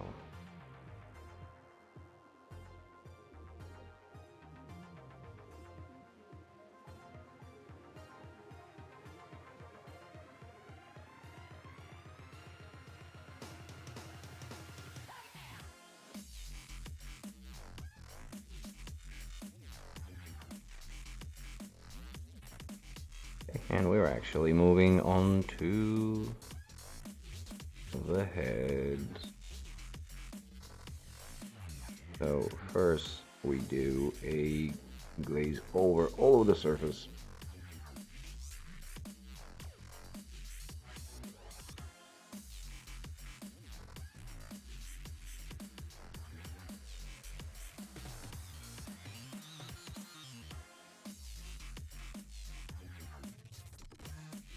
And this is why people say, like, the expression, dial it up to 11 and then bring it down to 10. Because that first layer does sort of kill a little bit of the highest value. So you need to consider that and boost it more when sketching. And after that we start chipping away at where the brightest spots start to close in on the darker spots and just smooth that transition out, darkening the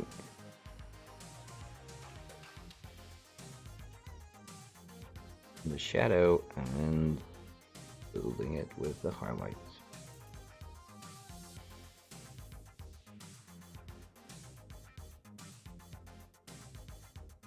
And you just build it up layer after layer.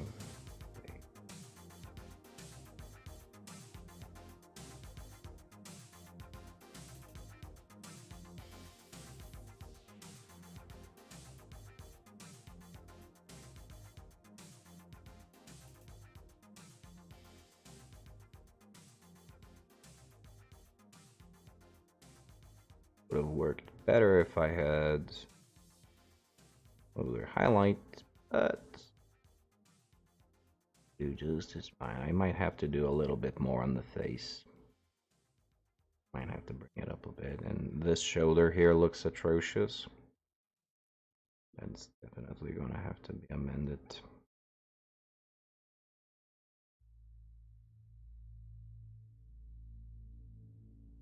Let's just do.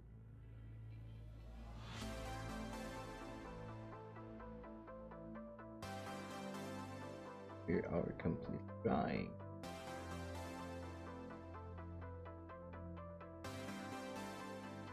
Yeah, the only thing that I don't like is paint. Dry a lot fast. Palette. Pretty much the only gripe I have with it.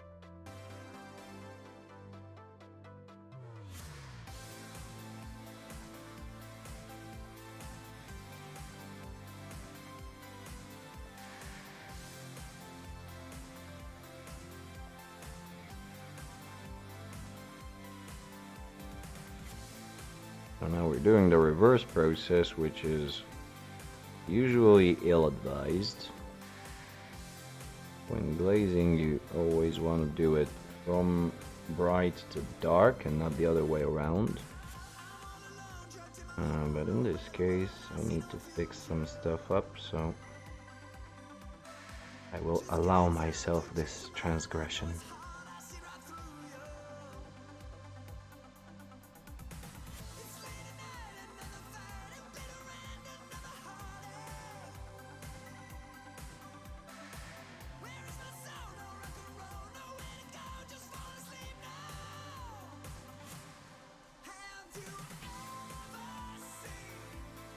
And pretty much the only reason that you don't usually glaze up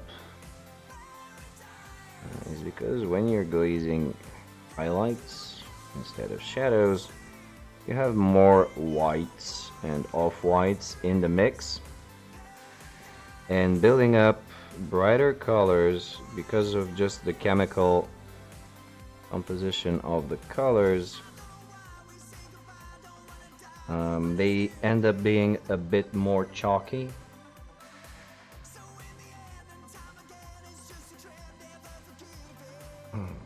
So they end up creating some texture that you might not necessarily want.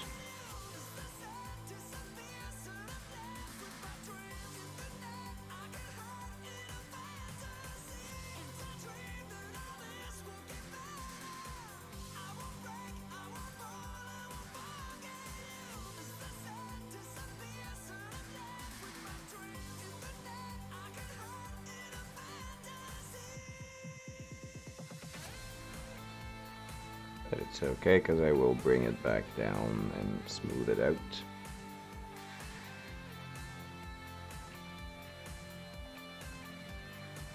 But for instance, here on the head, I took way too much, so just too much surface went into the shadow. I don't want.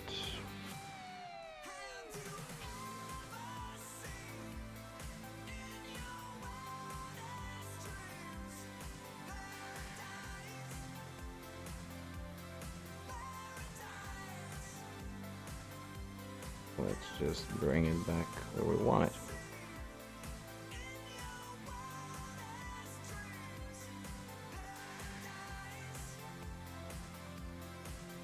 I did give him a little bit of startled eyes, but they work well with the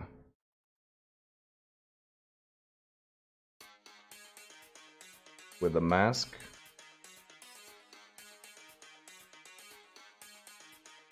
They play on the more zealous, ferocious, psychotic look that a mask would suggest, so it's okay.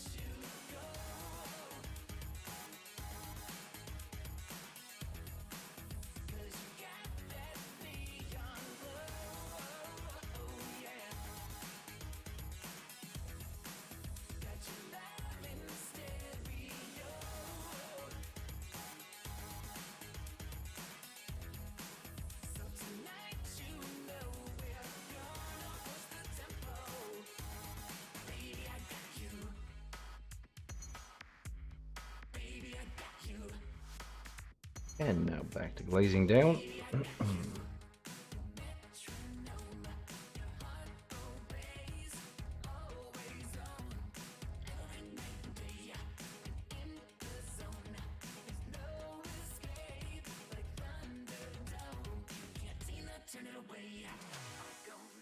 Come water it down a bit. And so the reason why glazing is harder with other paints is the pigment consistency. The more water you add in a paint,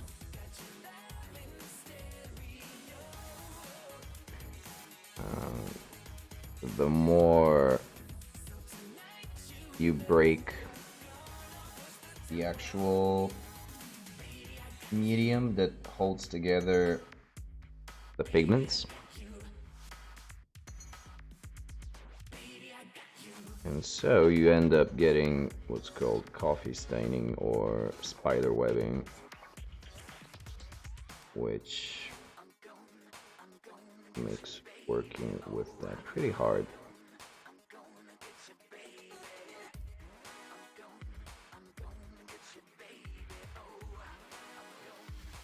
But these paints are very, very pigmented, even though they come sort of thinned out already.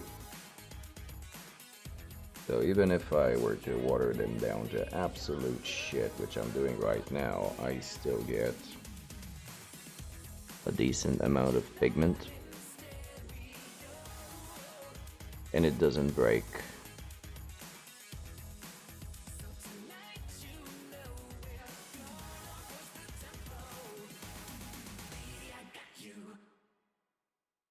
It's very cool.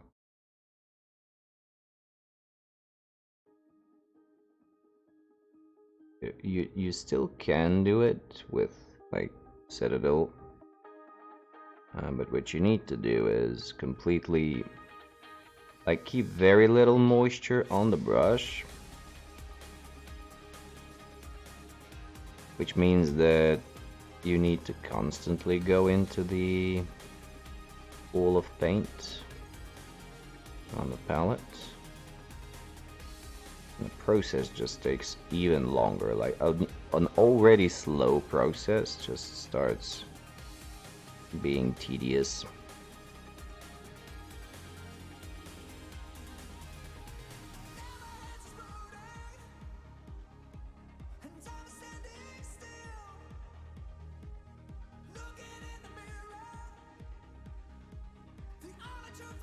Yes, but washes do behave a little bit differently.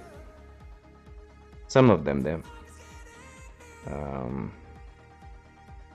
The darker ones like Null Oil, Agrax, they are not only colors, they also dirty up. Like there is something that makes this that turns them dirty when they dry.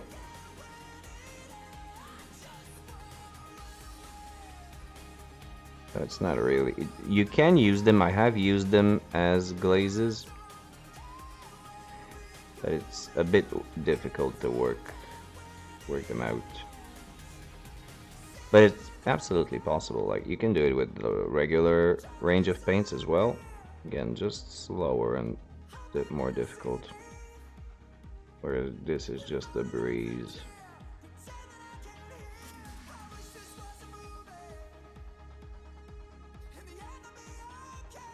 A lot more control over what you're doing.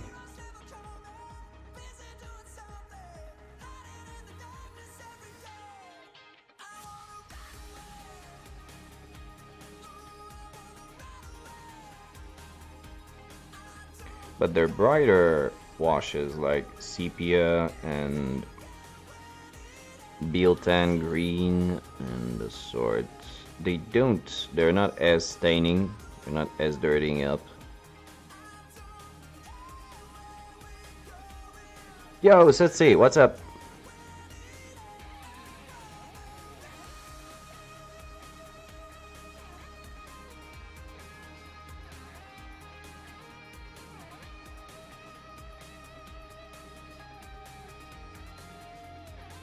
Still, been a while, man. Like, still dealing with the construction work, with remodeling. Oh, that's nice. I didn't know you were making a gym in there. How did you go about? I think it was a door that you needed to, the outdoor drainage, yep. And there was a door that you were wondering about getting a professional to put it in.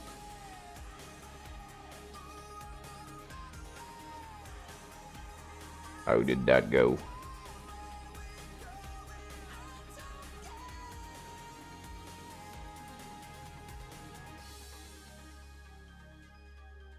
Window, okay, sorry.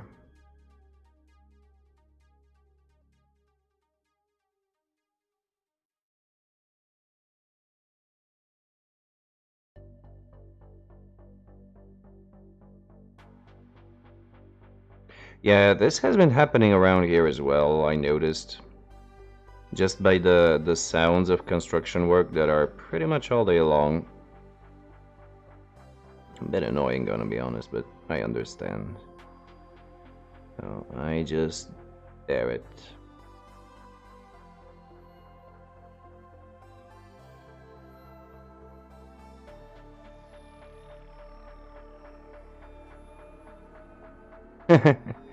Yeah, but who's to know? Who would have known? Have made that wise investment decision.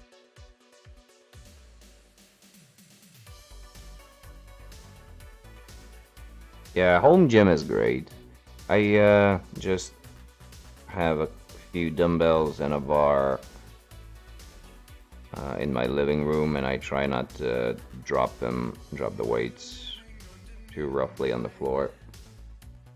Yeah, that is certain.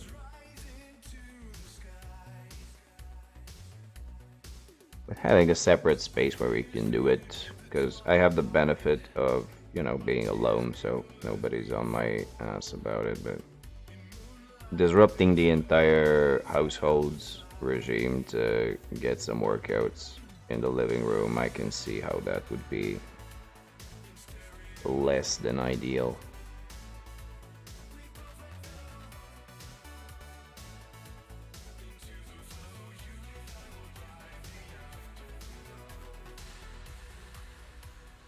Oh, that's cool. Yeah, and concrete weights is a very cheap way to actually get weights. This is a smart decision on your side.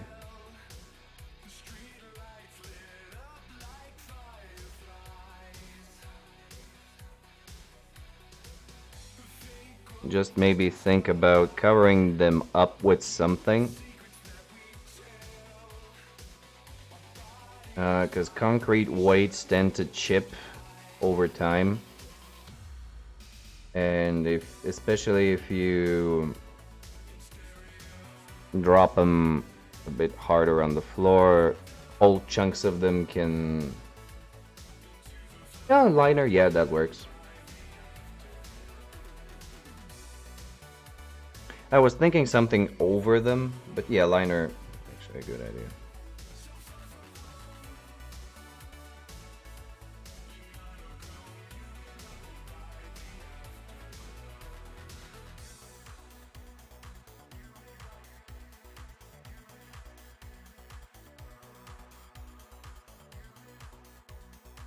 I think we're just about done with this part of it.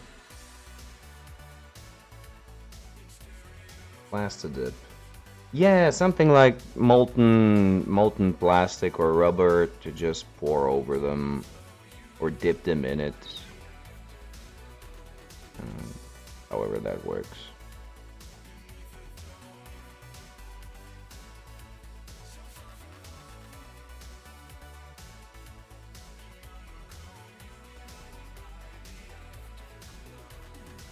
I'm not too crazy about other pieces here.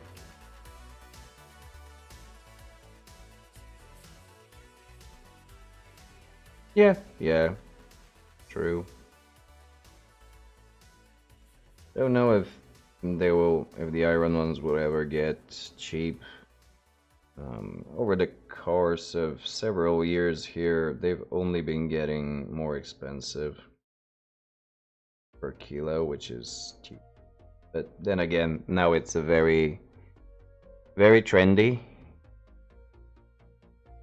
to be working out.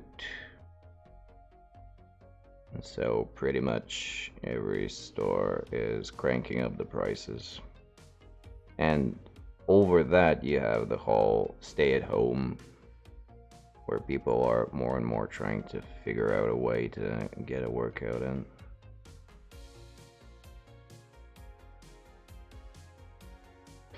Granted, that is true, but it's been a while since that thread's been a while and has been alive, and it doesn't show any signs of going down. And I'm a bit worried because a lot of people, especially young people, like younger than me, are really pushing their bodies, starving their bodies, along with physical exhaustion, and over the course of time that may cause issues with them. Nah, it's gonna happen, dude. Everything is for a while. It's just the dimensions of while that are unknown. But it's like, again, the 80s, what was it, beefcake fad, and then in the 90s it was completely the opposite, and now again, like, everything is just so circular. It's ridiculous, so cyclical.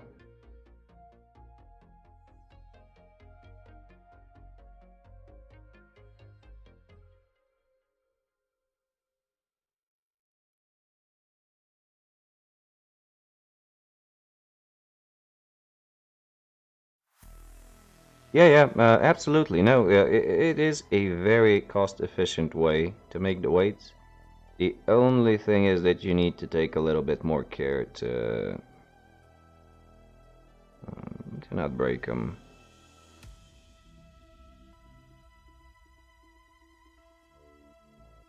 And that's just in terms of like injury prevention and garbage buildup more than anything. Yeah, that is extremely boring. I've always preferred sports myself. Like, my entire life I've been doing sports, and just over the last few years it's been like life has been denying me the opportunity to get a decent schedule in. I was working shifts and all of that, and so the time came to give up and just do these. Keep up some sort of form. Hopefully now in October, the martial arts class that I'm helping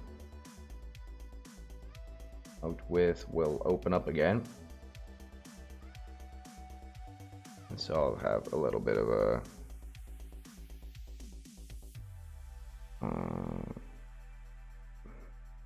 where's my brain at? Not distraction, but just variety. Just a little bit of variety over the course of what I'm doing exercise-wise.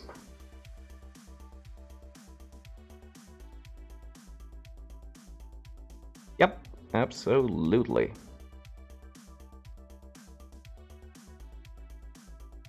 As a matter of fact, it always just, again, because of how tight my everyday schedule is, It's literally once the workday is done, I jump in, do my exercises, take a bath, have a shower, and then it's on to streaming. Which is why, more often than not, I have extra shaky hands if I overexerted myself.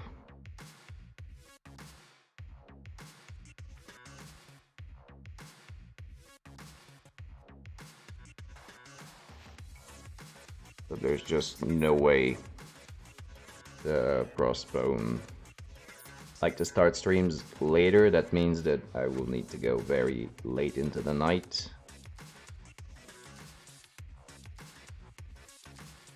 Oh yeah. Whenever I'm complaining about shaky hands, it's because my body is still hot from the workout. I've also stopped drinking coffee during streams, at least these normal ones. So there's really no excuse.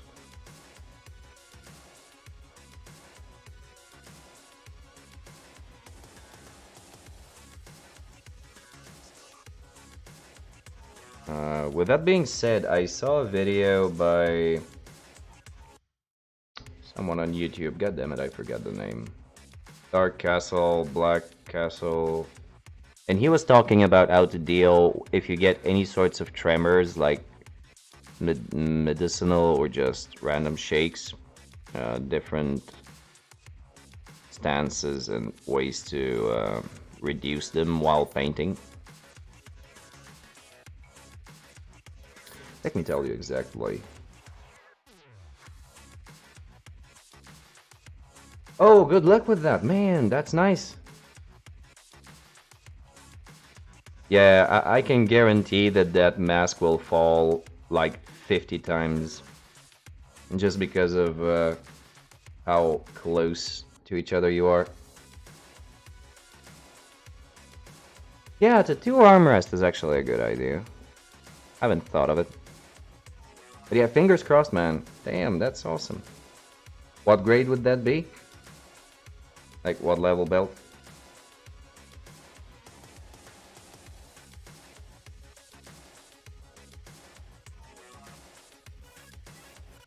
Oh, okay.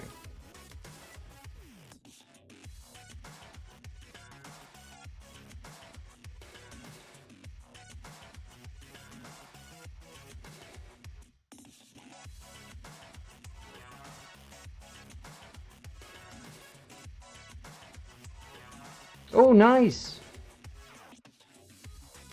Damn, really. Good luck with that. Fingers crossed. Kinda stopped training for belts a while ago.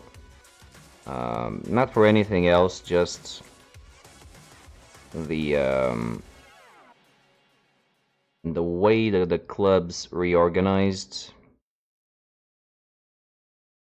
meant that the licensing went a bit weary and mostly just administrative stuff, to be honest. And so a few years ago I just stopped because I have to go to a different dojo to practice for the actual exams and then be certified in one federation, and it just becomes a whole mess. So I got stuck with my second queue and that's it.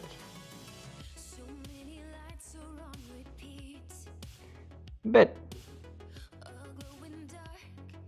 pissed off about that, but that's just how it went.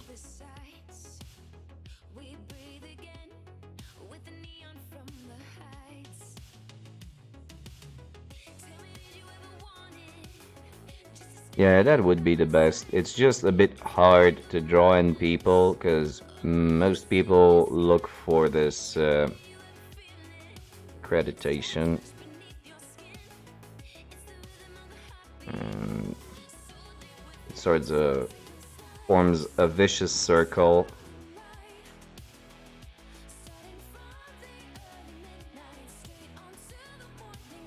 Yeah, yeah.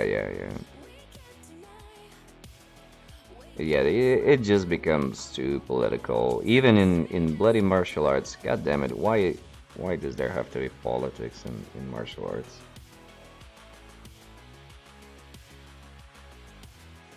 Oh, okay. That's weird.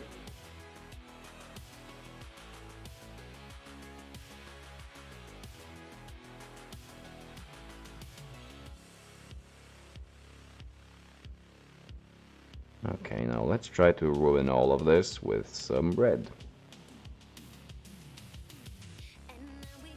Yeah, politics in sports is so weird. It's like so opposite of what you would think. But even here, like even in such a small country as ours, there are at least two big federations for each martial art. Each style of martial art. So if you're going for karate, each style of karate has two federations with different dojo affiliations and all that shit. And one's tournaments are locked out for people that aren't part of Federation X or Y. Oh, bullshit.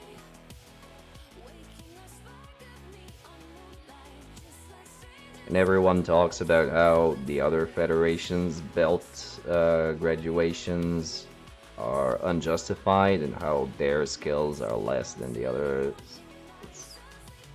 While at the same time trying to push everyone and their grandma to get a higher belt.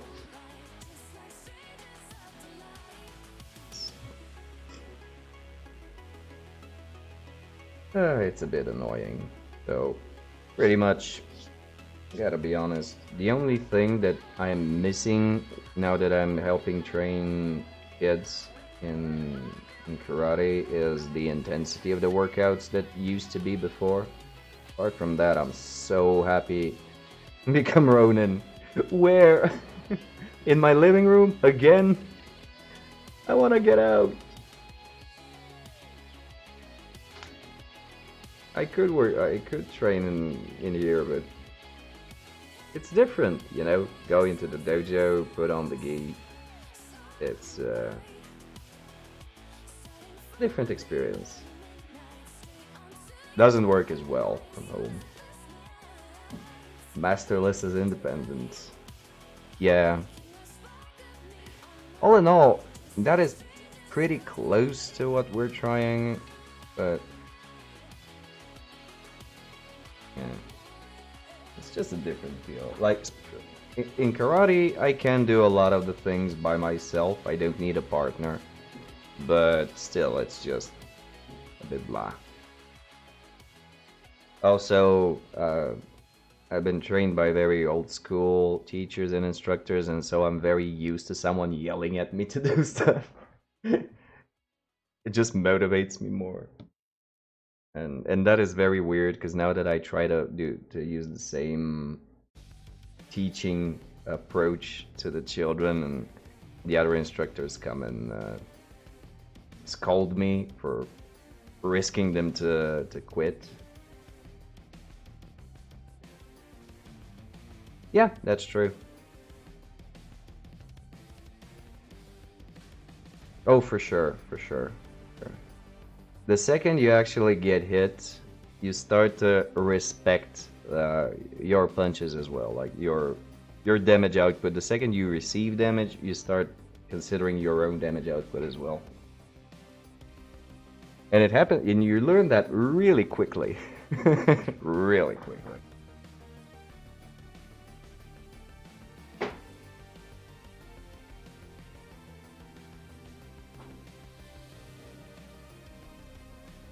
Let's just have milk, and then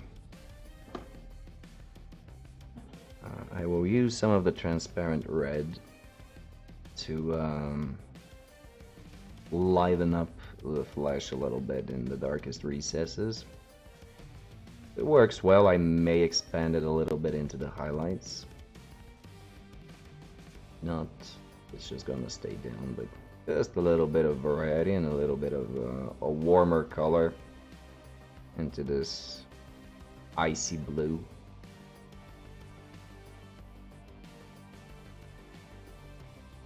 It's cool, I enjoy it.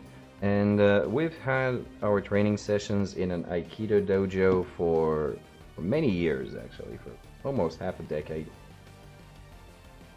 So it was a great exchange that we had, because we had alternating training, alternating just hours where we would use their dojo.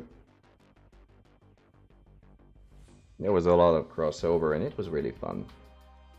I still keep in touch with quite a few of them.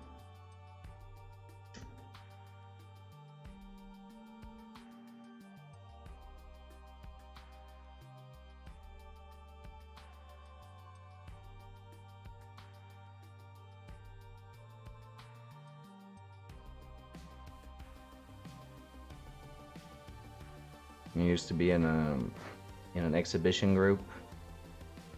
We went to promote the martial art and the dojo as well. And it was fun cruising around different tournaments, different festivals. Bad part is that since I was the only civilian, because it was a dojo oriented towards policemen and firemen and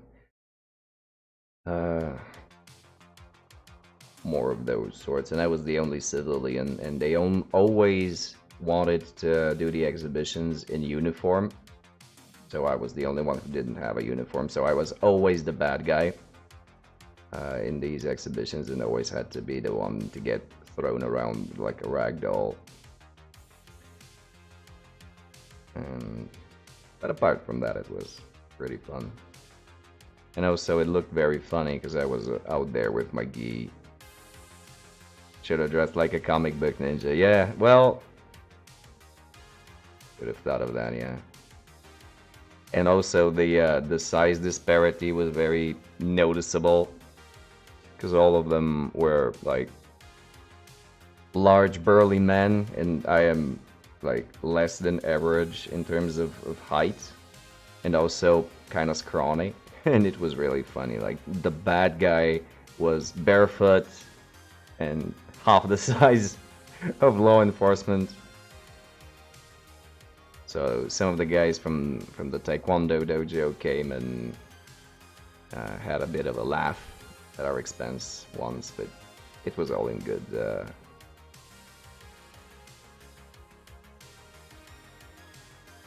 humor. Fun times, definitely.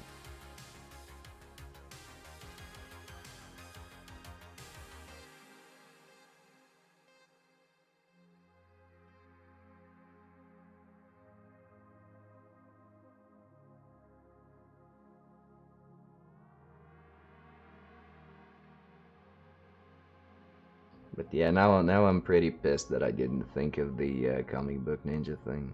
Damn it. It would have been a riot. Tiny ninja jumping around with the policeman in combat boots and full armored gear. Would have been hilarious. Indeed, indeed it is.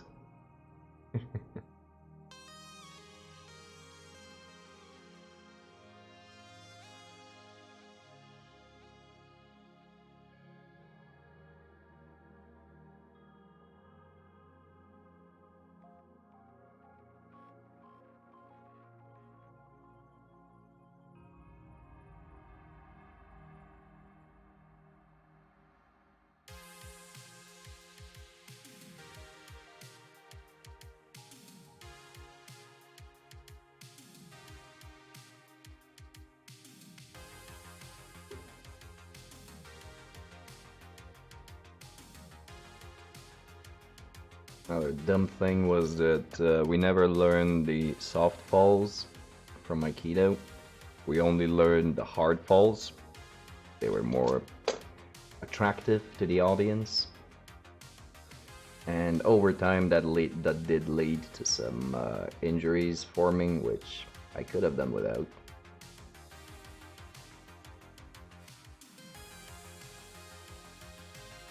But I was in my teens and very excited to be a part of this, so no regrets.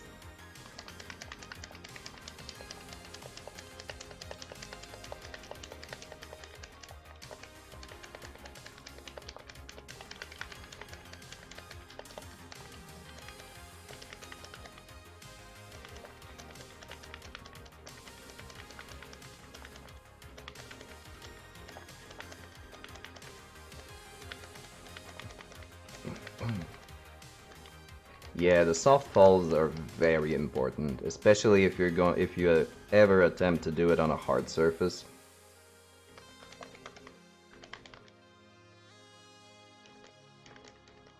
But they're a fairly different animal. Now, years later, I did learn the soft falls, but a bit after the fact. So.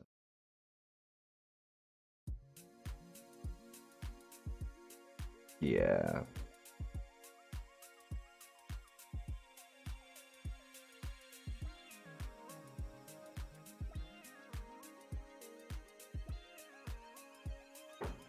Alright, let's ruin what we've been doing all day.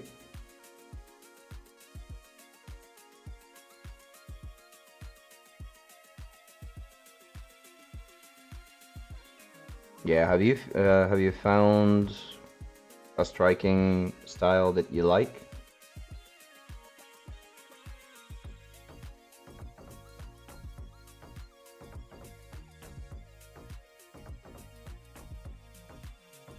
I would recommend going again for a Japanese origin just because of the principles of moving the body are kind of the same, and it'll be easier to adapt. For instance, if you go into a Chinese style like Wing Chun, they're gonna have a little bit. They're gonna have some differences in the main principles of how your body should move. And it might be a bit more difficult to get into the groove of it.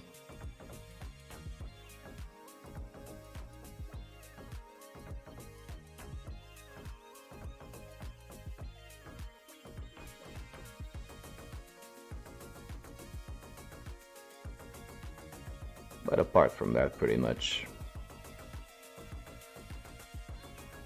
anything goes, really.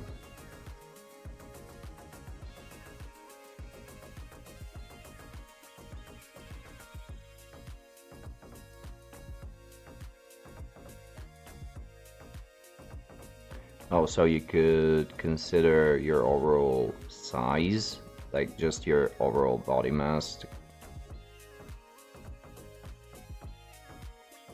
Kami Shinryu, I haven't heard of that actually.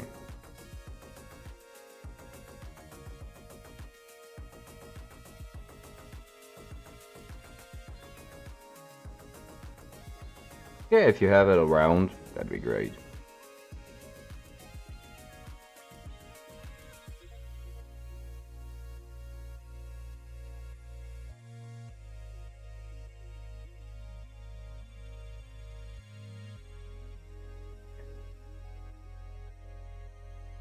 Kamishin, I need to check that out.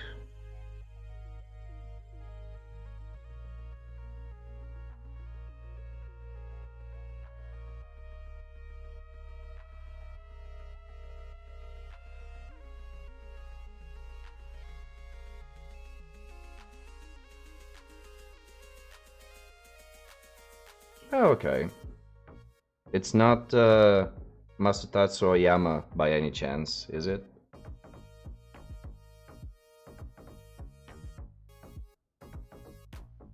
No, okay, it wouldn't be him. He was too big for any ground-based work.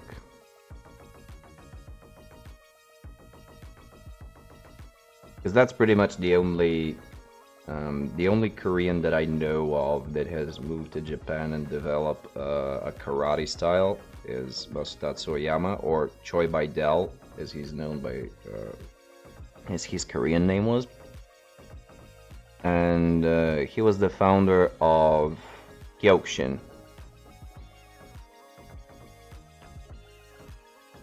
You know, the more full contact one, where there are no hand strikes to the head.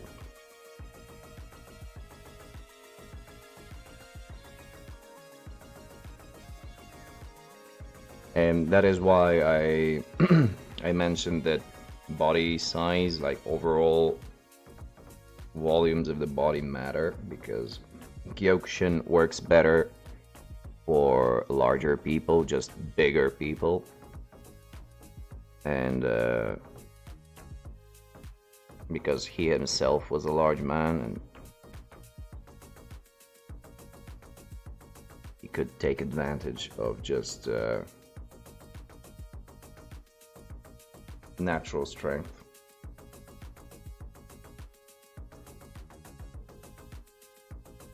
Whereas things like Vadoryu and Shotokan are for smaller dudes and dudettes.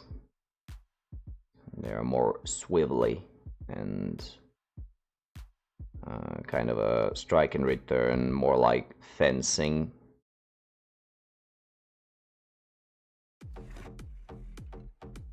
Rather than an actual brawl.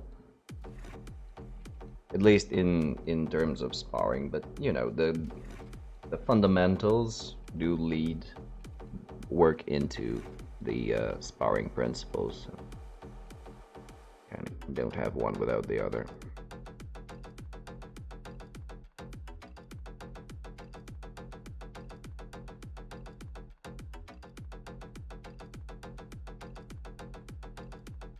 Okay, I thought we would paint this a little bit more.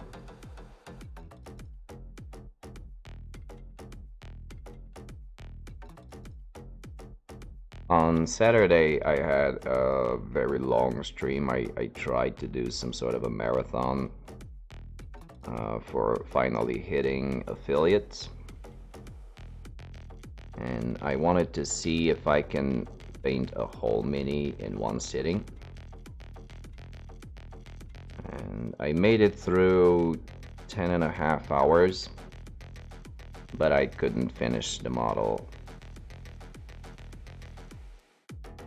I did get about 90% on him though, so this is what came out. Still some work to do on the hair and the mustaches, and the metallics need another go at highlighting, but apart from that, is pretty much done. Also the base needs a few touches. But I'm very happy, and it was a very, very fun experience.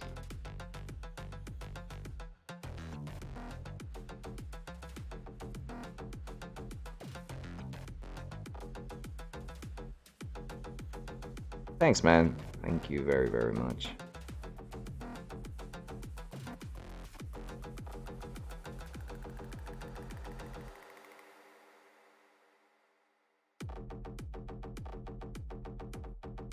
So I might start doing some irregular streams like that every now and again.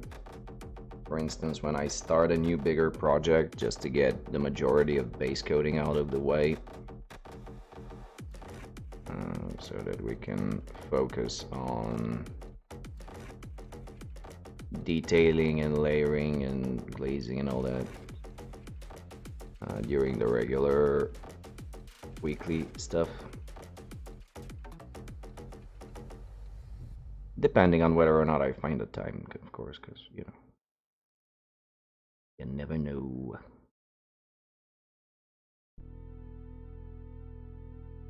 Gonna be a star player for my Blood Bowl team.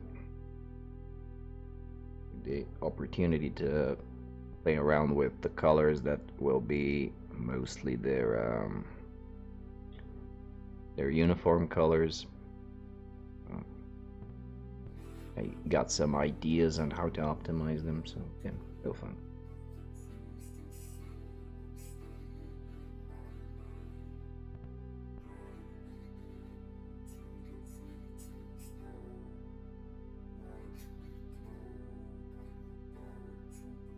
Fun stuff.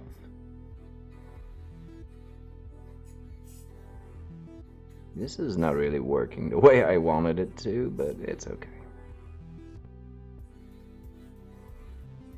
It'll do.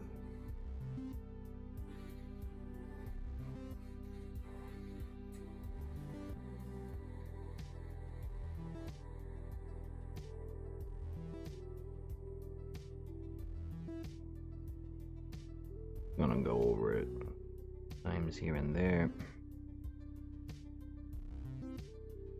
Get a little bit of that red into the blue. Make him not as icy cold blue as he is right now.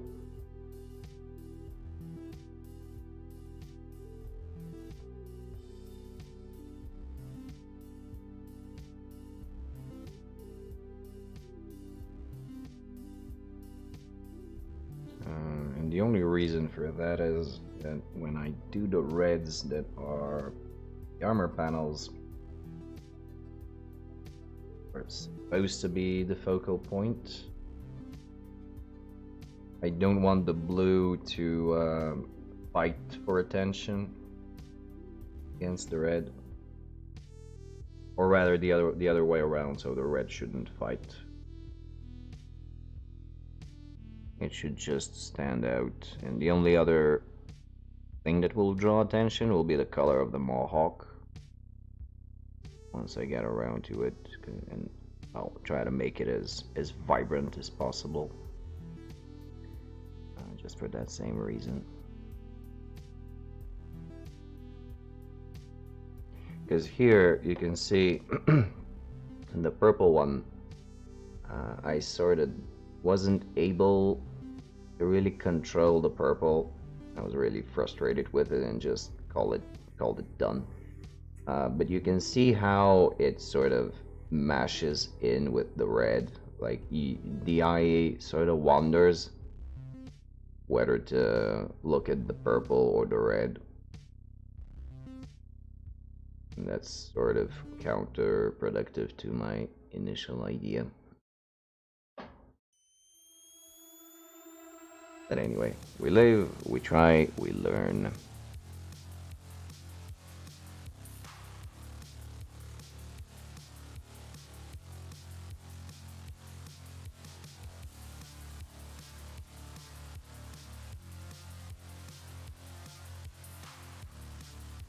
I also kind of really want to get done with these guys, because I've been doing Goliaths for the last several months now. And even though I try to keep it fresh with them, like different flesh tones and whatnot, I am sort of starting to get bored a little bit.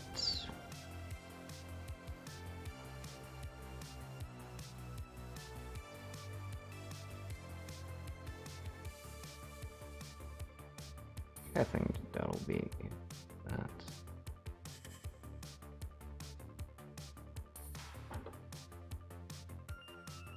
Yeah, this time I think it's nice and tame.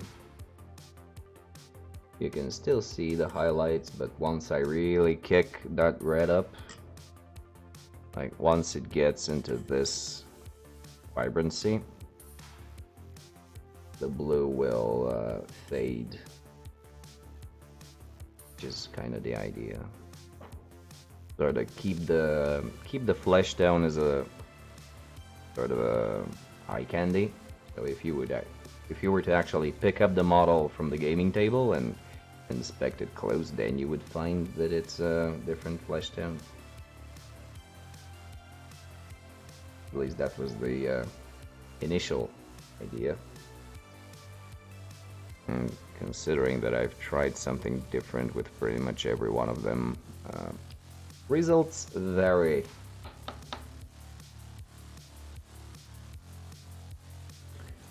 Okay, well, I'll actually be calling it for tonight. We've got our 3 hours of paint on. Managed to go through the flesh, so the goal I set out to do, I did. Uh, Now we can go a raiden. Who's online?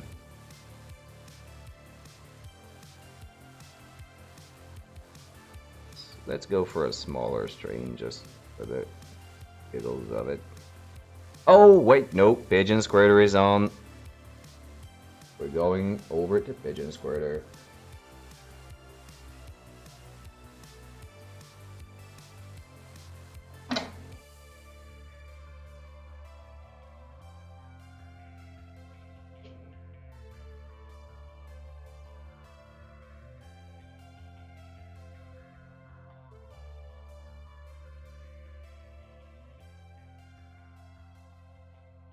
Alright, guys, as usual, thank you for coming along and keep doing what you do, keep doing what you love, loving what you do. I've been Bachacolio, and I will see you next time. Bye for now.